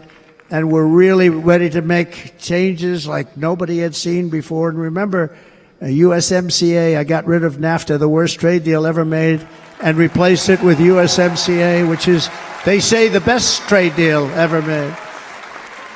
Actually, probably the best trade deal was the deal I made with China, where they buy $50 billion worth of our product. They were buying nothing.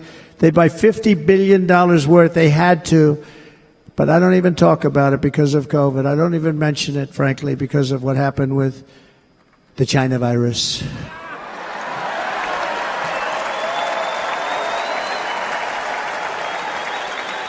We will not let countries come in, take our jobs, and plunder our nation. They come and do that. They plunder our nation. The way they will sell their product in America is to build it in America. Very simple. Build it in America and only in America.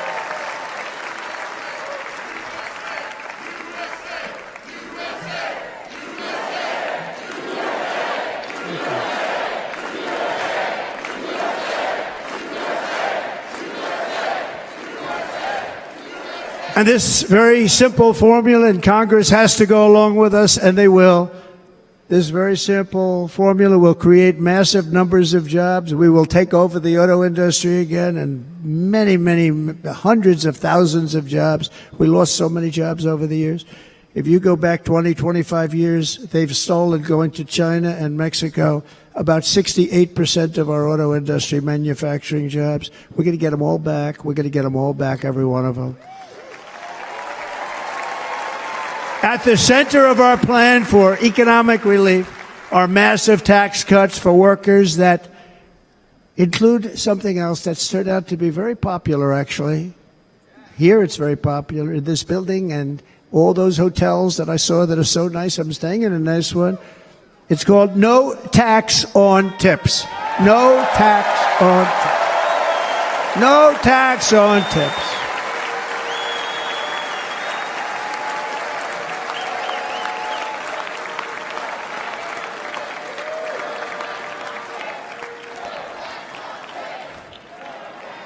I got that by having dinner recently in Nevada, where we're leading by about 14 points. Hello. I'll see you there very soon, everybody. And we're having dinner at a beautiful restaurant in the Trump building on the Strip, and it's a great building, and the waitress comes over. How's everything going? A really nice person. How's everything? Oh, sir, it's so tough. The government's after me all the time on tips, tips, tips. I said, well, they give you cash. Would they be able to find him? She said, actually, and I didn't know this, she said, very little cash is given. It's all put right on the check. And they come in and they take so much of our money, it's just ridiculous. And they don't believe anything we say. And they've just hired, as you know, 88,000 agents to go after them even more. And I said, this shows the level of my, most people go out, they hire consultants, they pay them millions of dollars. But I said to her, let me just ask you a question. Would you be happy if you had no tax on tips? She said, what a great idea. I got my information from a very smart waitress. That's better than spending millions of dollars. And everybody loves it. Waitresses and caddies and drivers and everybody's a large group of people that are being really hurt badly. They make money, let them keep their money. I'm going to protect Social Security and Medicare. Democrats are going to destroy Social Security and Medicare because all of these people, by the millions they're coming in, they're going to be on Social Security and Medicare and other things, and you're not able to afford it. They are destroying your Social Security and your Medicare.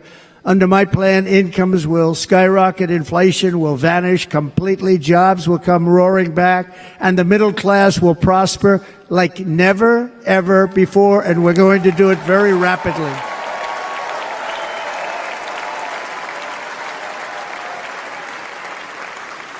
But no hope or dream we have for America can succeed unless we stop the illegal immigrant invasion, the worst that's ever been seen anywhere in the world. There's never been an invasion like this anywhere. Third world countries would fight with sticks and stones not to let this happen.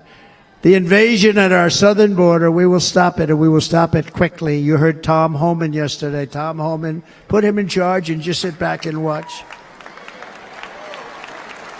Brandon Judd of Border Patrol, he's incredible. These guys, they really, their job is a lot easier if they don't have to do anything, but they want to. They're patriots. Brandon Judd, Border Patrol, ICE. ICE goes out. You have to see what ICE does with MS-13. You have these are probably the worst gang, and ICE goes in there. And I know a lot of people in these rows here, and they're very tough people, but they don't want to do this job.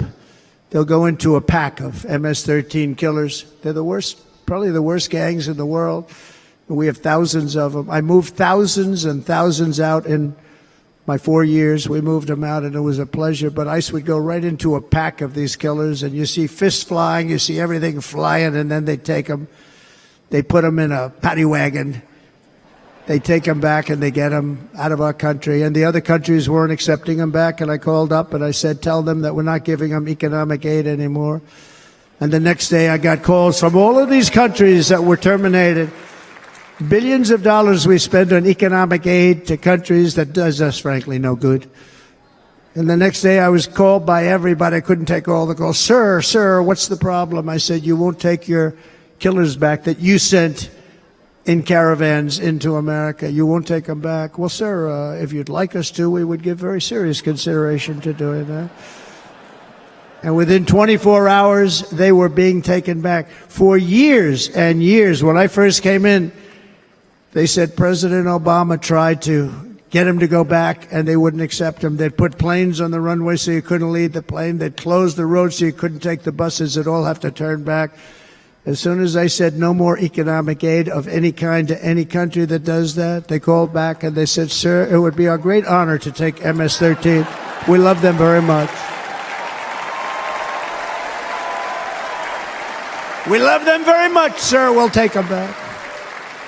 At the heart of the Republican platform is our pledge to end this border nightmare and fully restore the sacred and sovereign borders of the United States of America, and we're going to do that on day one.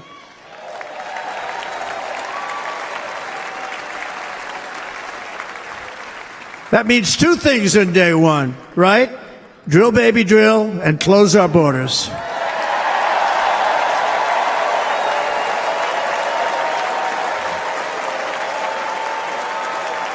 And by the way, and I think everybody as a Republican, as a patriot in this room, and most Democrats, we want people to come into our country, but they have to come into our country legally. Legally. Less than 4 years ago, I handed this administration the strongest border in American history.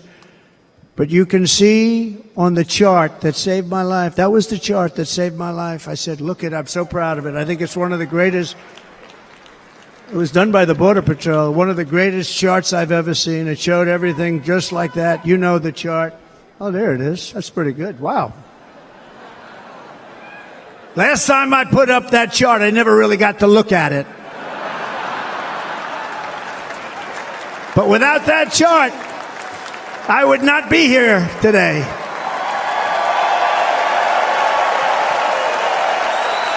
Never got to look at it.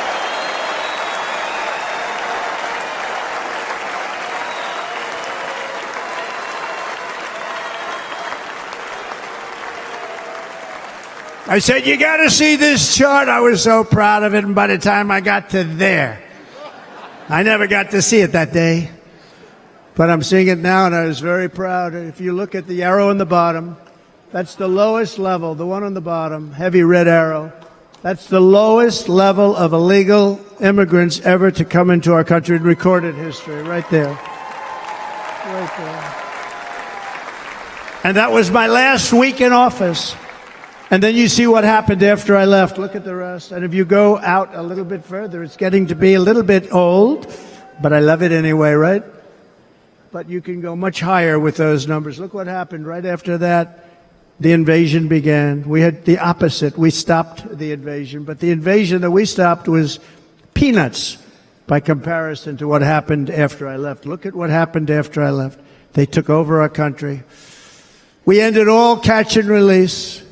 We shut down asylum fraud. We stopped human trafficking and forged historic agreements to keep illegal aliens on foreign soil. We want them to stay on their soil. Under the Trump administration, if you came in illegally, you were apprehended immediately and you were deported. You went right back. The current administration terminated every single one of those great Trump policies that I put in place to seal the border. I wanted a seal border. Again, come in, but come in legally. You know how unfair it is? So many people, hundreds of thousands of people, have been working for years to come into our country. And now they see these people pour into our country at levels that are unprecedented. It's so unfair. And we're not going to do it. We're not going to stand for it. They suspended wall construction, ended remain in Mexico. We had a policy, remain in Mexico. You think that was easy to get from the Mexican government? But I said, you must give it to us. If you don't give it to us, there will be repercussions. And they gave it to us. But not easy. Canceled our Safe Third agreements. Demolished Title 42, implemented nationwide catch and release. That's catch and release, where we catch them and release them into our country. We catch them and release them into Mexico. There's a slight difference. And took 93, this is the previous administration, 93 executive actions to throw open our border to the world. The entire world is pouring into our country because of this very foolish administration. The greatest invasion in history is taking place right here in our country. They are coming in from every corner of the earth, not just from South America, but from Africa, Asia, the Middle East. They're coming from everywhere. They're coming at levels that we've never seen before. It is an invasion indeed, and this administration does absolutely nothing to stop them. They're coming from prisons. They're coming from jails. They're coming from mental institutions and insane asylums. The press is always on me because I say this. Has anyone seen Silence of the Lambs? The late, great Hannibal Lecter. He'd love to have you for dinner. That's insane asylums. They're emptying out their insane asylums. And terrorists are coming in at numbers that we've never seen before. Bad things are going to happen. Meanwhile, our crime rate is going up, while crime statistics all over the world are going down, because they're taking their criminals and they're putting them into our country. A certain country, and I happen to like the president of that country very much, but he's been getting great publicity because he's a wonderful shepherd of the country. He says how well the country's doing because their crime rate is down. And he said he's training all of these rough people. They're rough. He's training them. And I've been reading about this for 2 years. I think, oh, that's wonderful. Let's take a look at it. But then I realized he's not training them. He's sending all of his criminals, his drug dealers, his people that are in jails, he's sending them all to the United States. And he's different in that he doesn't say that. He's trying to convince everybody what a wonderful job he does in running the country. Well, he doesn't do a wonderful job. And by the way, if I ran one of the countries, many countries from all over, I would be worse than any of them. I would have had the place totally emptied out already.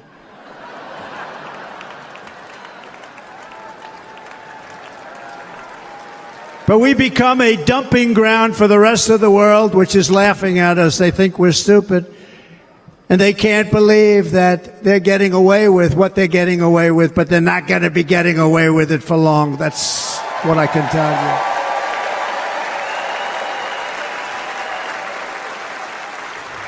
In Venezuela, Caracas, high crime. Caracas, Venezuela. Really a dangerous place, but not anymore. Because in Venezuela, crime is down 72%. In fact, if they would ever win this election, I hate to even say that, we will have our next Republican convention in Venezuela because it will be safe. Our cities will be so unsafe, we won't be able We will not be able to have it there. In El Salvador, murders are down by 70%. Why are they down? Now, he would have you convinced that because he's trained murderers to be wonderful people. No. They're down because they're sending their murderers to the United States of America. This is going to be very bad. And bad things are going to happen, and you're seeing it happen all the time. That's why, to keep our families safe, the Republican platform promises to launch the largest deportation operation in the history of our country. Even larger than that of President Dwight D. Eisenhower from many years ago. You know, he was a moderate, but he believed very strongly in borders. He had the largest deportation operation we've ever had.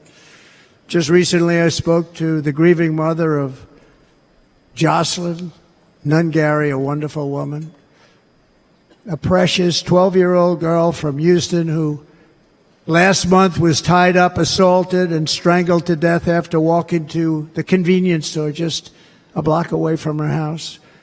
Her body was dumped near the side of the road in a shallow creek, found by some onlookers who couldn't believe what they had witnessed. Charged with Jocelyn's heinous murder are 2 illegal aliens from Venezuela who came across our border, were in custody, and were then released into the country by this horrible, horrible administration that we have right now. I also met recently with the heartbroken mother and sister of Rachel Morin. Rachel was a 37-year-old mom of 5 beautiful children who was brutally raped and murdered while out on a run. She wanted to keep herself in good shape. It was very important to her. She was murdered. The monster responsible first killed another woman in El Salvador before he was led into America by the White House. This White House let them in. He then attacked a 9-year-old girl and her mother in a home invasion in Los Angeles before murdering Rachel in Maryland. Traveled all throughout the country, doing tremendous damage. Rachel's mother will never be the same. I spent time with her. She will never be the same. I've also met with the wonderful family of Laken Riley, the brilliant 22-year-old nursing student. She was so proud of being first in her class, who was out for a jog on the campus of the University of Georgia when she was assaulted, beaten, and horrifically killed. Yet another American life was stolen by a criminal alien set free by this administration. And these were incredible people we're talking about. These were incredible people who died. Tonight, America, this is my vow. I will not let these killers and criminals into our country.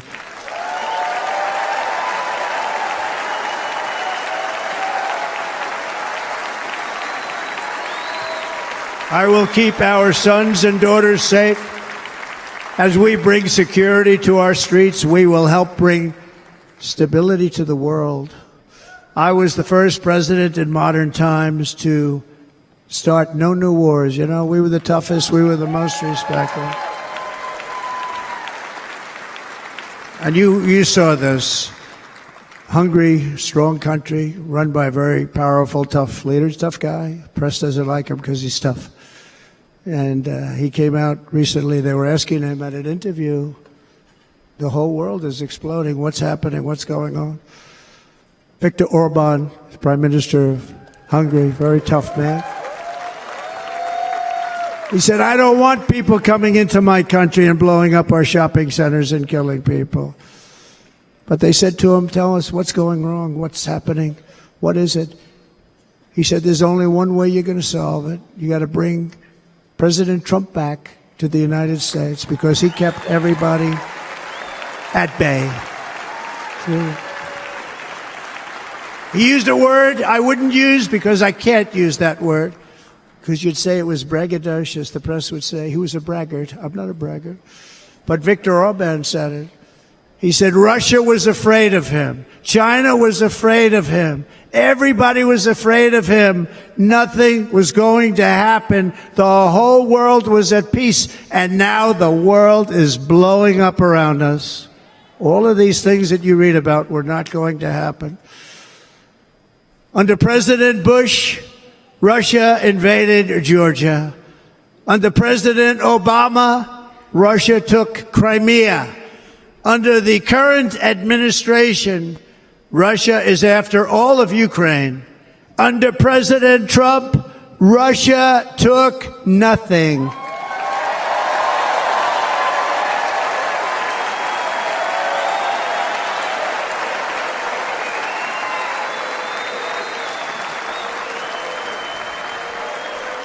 We defeated 100% of ISIS in Syria and Iraq, something that was said to take 5 years, sir. It'll take 5 years, sir.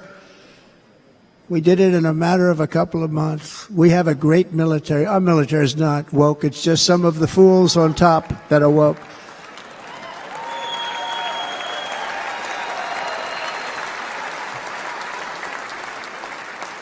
I got along very well. North Korea, Kim Jong-un, I got along very well with him. The press hated when I said that. How could you get along with him? Well, you know, it's nice to get along with somebody who has a lot of nuclear weapons or otherwise, isn't it? See, in the old days, they'd say, that's a wonderful thing. Now they say, how could you possibly do that? But no, I got along with him, and we stopped the missile launches from North Korea. Now North Korea is acting up again, but when we get back, I get along with him. He'd like to see me back, too. I think he misses me, if you want to know the truth. Our opponents inherited a world at peace and turned it into a planet of war. We're in a planet of war. Look at that attack on Israel. Look at what's happening with Ukraine. The cities are just bombed out. How can people live like that where buildings, massive buildings, are falling to the ground? It began to unravel with the disastrous withdrawal from Afghanistan, the worst humiliation in the history of our country. We have never had a humiliation like that. 13 heroic U.S. service members were tragically and needlessly killed. 45 others were horrifically wounded. Nobody ever talks about them. No arms, no legs, face explosions, horrifically wounded. And by the way, we have a man in this room who's running for the U.S. Senate from a great state, Nevada, named Sam Brown, who paid the ultimate price. Thank you, Sam. Thank you, Sam. Thank you. He paid the biggest price probably ever paid by anybody that is running for office, and I think he's going to do great. He's running against a person that is not good, not respected, a total lightweight. But Sam, I think, paid, really, we were talking about it with some of the senators that are working so hard for Sam, but he paid the biggest price of any senator ever to run for the Senate. I don't think anybody's ever what he did. He was a real hero, a really great person. And he's running, and I hope that everybody gets out and votes for Sam Brown.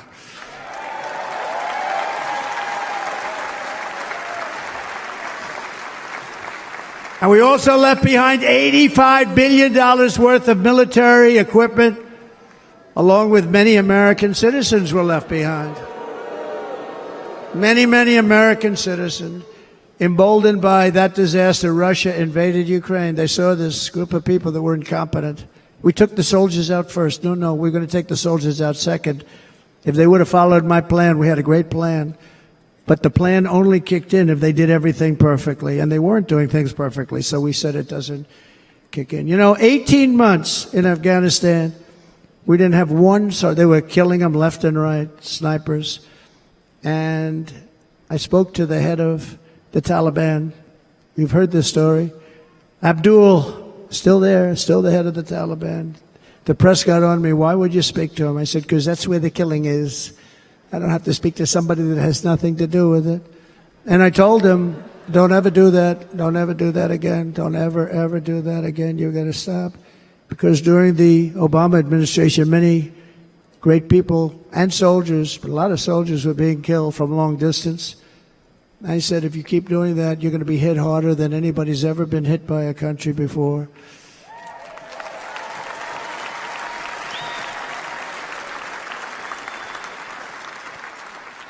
And he said, I understand, Your Excellency. He called me Your Excellency. I wonder if he calls the other guy Your Excellency. I doubt it. The other guy gave him everything. I mean, what kind of a deal was that? He walked out, gave him everything.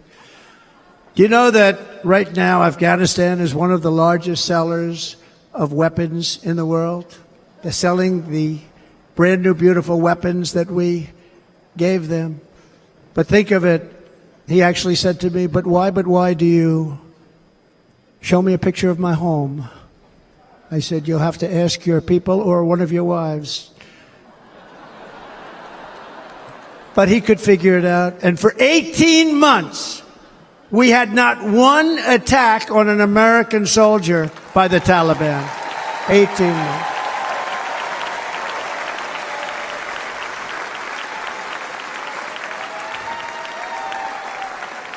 And then we had that horrible day where soldiers were killed. I was not there because of a ridiculous election. But we had that horrible attack. And they also gave up Bagram, one of the biggest bases anywhere in the world, air bases anywhere in the world, the longest runways, most powerful, hardened, thickened runways. We gave it up. And I liked it not because of Afghanistan. I liked it because of China. It's 1 hour away from where China makes their nuclear weapons. And you know who has it now? China has it now. We were keeping that. And now China is likewise circling Taiwan, and Russian warships and nuclear submarines are operating 60 miles off the coast in Cuba. Do you know that? No, the press refuses to write about it. If that were me running this country and we had nuclear submarines in Cuba, I will tell you that the headlines every day would be, what's wrong with our president? You don't even hear this. You're not hearing about this. Russia has nuclear submarines and warships 60 miles away, Mr. Congressman, from Miami, by the way, happens to be here. Correct?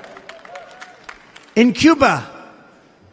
And that would not be stood for if it were somebody else. They don't want to mention it, but now maybe they will. And the entire world, I tell you this, we want our hostages back, and they better be back before I assume office, or you will be paying a very big price.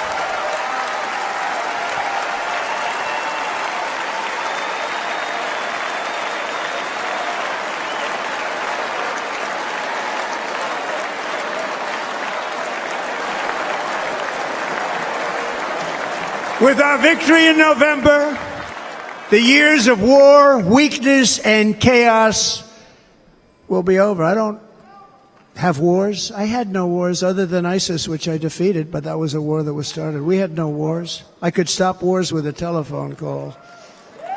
I could stop wars with just a telephone call. If properly stated, it would never start.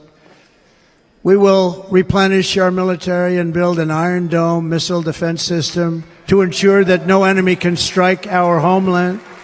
And this great Iron Dome will be built entirely in the USA. We're going to build it in the USA. And Wisconsin,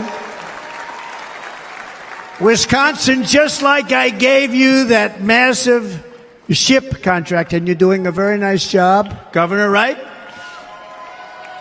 Thank you, Governor. And they're doing a great job. In fact, I had a little design change, and we gave them a tremendous for essentially what we used to call destroyers. These are now the most beautiful. They look like yachts. I said, we have to take the bow, and we have to make it a little nicer and a little point at the top instead of a flat nose. And the people at the shipyard said, this guy sort of knows what he's doing. We have most beautiful ships, right, Governor? And everybody's sitting over there. And it was a big contract that everybody wanted. I gave it to Wisconsin, but we're going to have a lot of that built right here in the state of Wisconsin and all other states. Israel has an Iron Dome. They have a missile defense system. 342 missiles were shot into Israel, and only one got through a little bit. It was badly wounded. It fell to the ground, but most of them are. And Ronald Reagan wanted this many years ago, but we really didn't have the technology many years ago. Remember, they called it Starship, spaceship, anything to mock him. But he was a very good president, very, very good. But now we have unbelievable technology. And why should other countries have this and we don't? No, we're going to build an iron dome over our country, and we're going to be sure that nothing can come and harm our people. And again, from an economic development standpoint, we're going to make it all right here. No more sending it out to other countries in order to help. It's America first. America first. We will unleash the power of American innovation. And as we do, we will soon be on the verge of finding the cures to cancer, Alzheimer's disease, and many other diseases. We're going to get to the bottom of it. You remember this gentleman that I don't want to mention other than one time I had to, because when you say you're the 10 worst, I had to do it. I didn't want anybody to be confused. But this man said, we're going to find a cure to cancer. Nothing happened. We're going to get to the cure for cancer and Alzheimer's and so many other things. We're so close to doing something great. But we need a leader that will let it be done. We will not have men playing in women's sports. That will end immediately.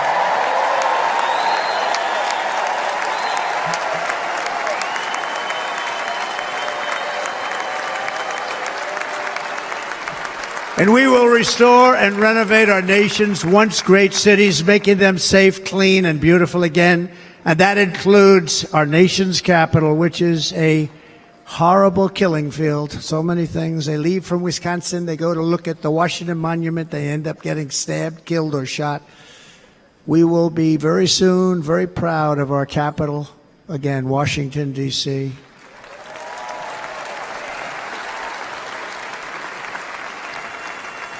America is on the cusp of a new golden age, but we will have the courage to seize it. We're going to take it. We're going to make it a current. We're going to bring this into a golden age like never seen before. Remember this, China wants to do it. Japan wants to do it. All of these countries want to do it. We have to produce massive amounts of energy if we're going to produce the new. If you look at some of the things that have been done, and some of the things that we're going to do. But AI needs literally twice the electricity that's available now in our country. Can you imagine?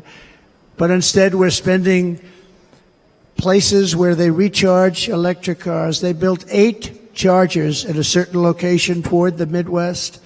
8 chargers for $9 billion. Think of them as a tank for filling up your gas. Think of it. They spent $9 billion on 8 chargers, 3 of which didn't work. And if you were going to do this all over our country, this crazy electric mandate, if you're going to do this all, and by the way, I'm all for electric. They have their application. But if somebody wants to buy a gas-powered car, gasoline-powered car, or a hybrid, they're going to be able to do it. And we're going to make that change on day 1.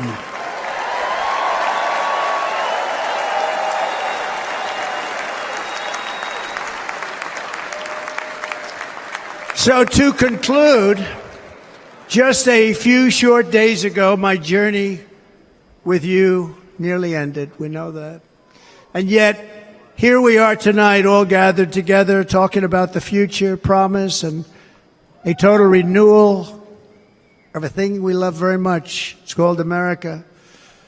We live in a world of miracles. None of us knows God's plan or where life's adventure will take us. I want to thank Franklin Graham for being here tonight. He's an outstanding man. He wrote me a note recently. I have a lot of respect for him. Sir, I love your storytelling. I think it's great in front of these big rallies. But, sir, please do me one favor. It won't make any difference. Please don't use any foul language. I was a little embarrassed. He said, it won't make any difference. Actually, it does. The story's not quite as good, but I've been very good. The story is not quite as good, to be honest. I've got to have a little talk with Franklin, but he was great. He's a great gentleman. His father was so incredible, Billy Graham. My father used to love taking me to see Billy Graham. My father would take me to see Billy Graham at Yankee Stadium. He had the biggest rallies you've ever seen. He was a good rally guy, too. But he'd get up, and he was a fantastic guy. My father loved Billy Graham. But I love Franklin Graham. I think Franklin's been fantastic, and I'm working so hard to adhere to his note to me. I'm working hard on it, Franklin. But if the events of last Saturday make anything clear, it is that every single moment we have on earth is a gift from God.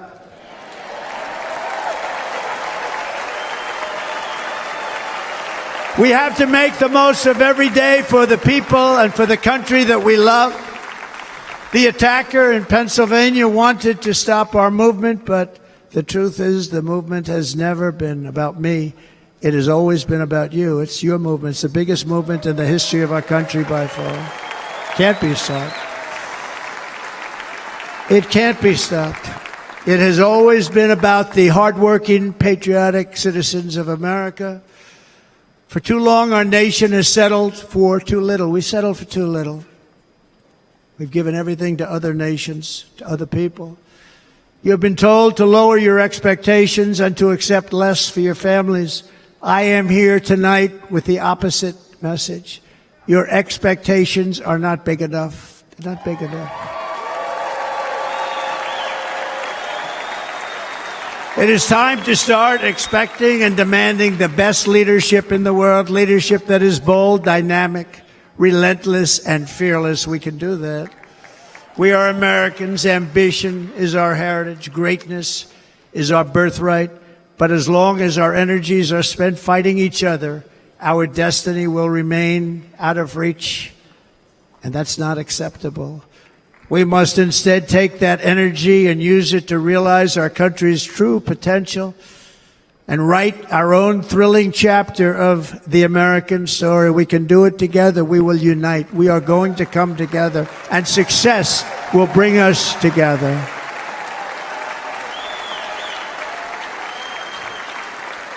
It is a story of love, sacrifice, and so many other things. And remember the word, devotion. It's unmatched devotion. Our American ancestors crossed the Delaware, survived the icy winter at Valley Forge, and defeated a mighty empire to establish our cherished republic. They fought so hard, they lost so many. They pushed thousands and thousands of miles across a dangerous frontier, taming the wilderness to build a life and a magnificent home for their family. They packed their families into covered wagons, trekked across hazardous trails, scaled towering mountains, and braved rivers and rapids to stake their claim on the wide open, new, and very beautiful frontier. When our way of life was threatened, American patriots marched onto the battlefield, raced into enemy strongholds, and stared down death and stared down those enemies to keep alive the flame of freedom. At Yorktown, Gettysburg, and Midway, they joined the roll call of immortal heroes. So many heroes, so many great, great people. And we have to cherish those people. We can't forget those people. We have to cherish those people.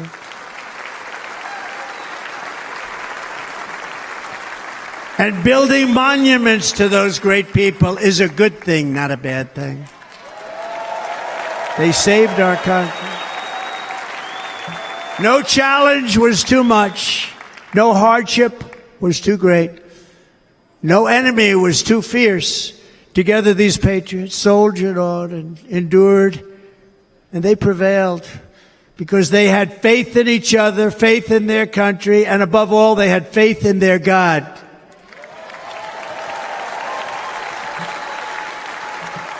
Just like our ancestors, we must now come together, rise above past differences.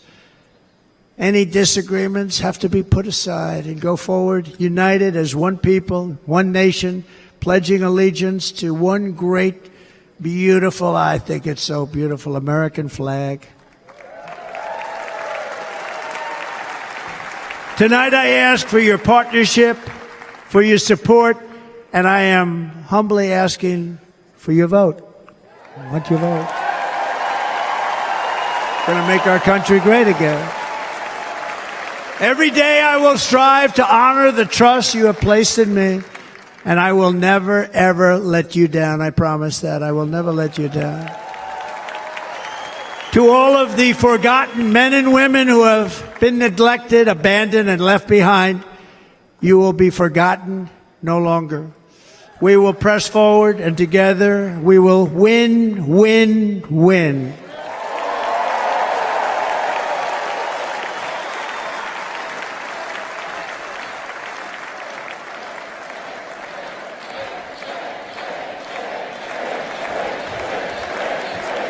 Win, win, win, win, win, win. Nothing will sway us, nothing will slow us, and no one will ever stop us. No matter what dangers come our way, no matter what obstacles lie in our path, we will keep striving toward our shared and glorious destiny, and we will not fail. We will not fail. Together we will save this country, we will restore the republic, and we will usher in the rich and wonderful tomorrows that our people so truly deserve. America's future will be bigger, better, bolder, brighter, happier, stronger, freer, greater, and more united than ever before.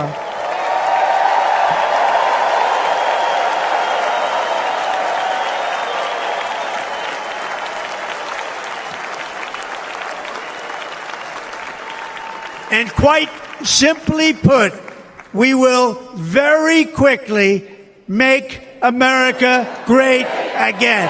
Thank you very much. Thank you very much, Wisconsin. God bless you. God bless you, Wisconsin, and God bless the United States of America, our great country. Thank you very much, everybody. Thank you.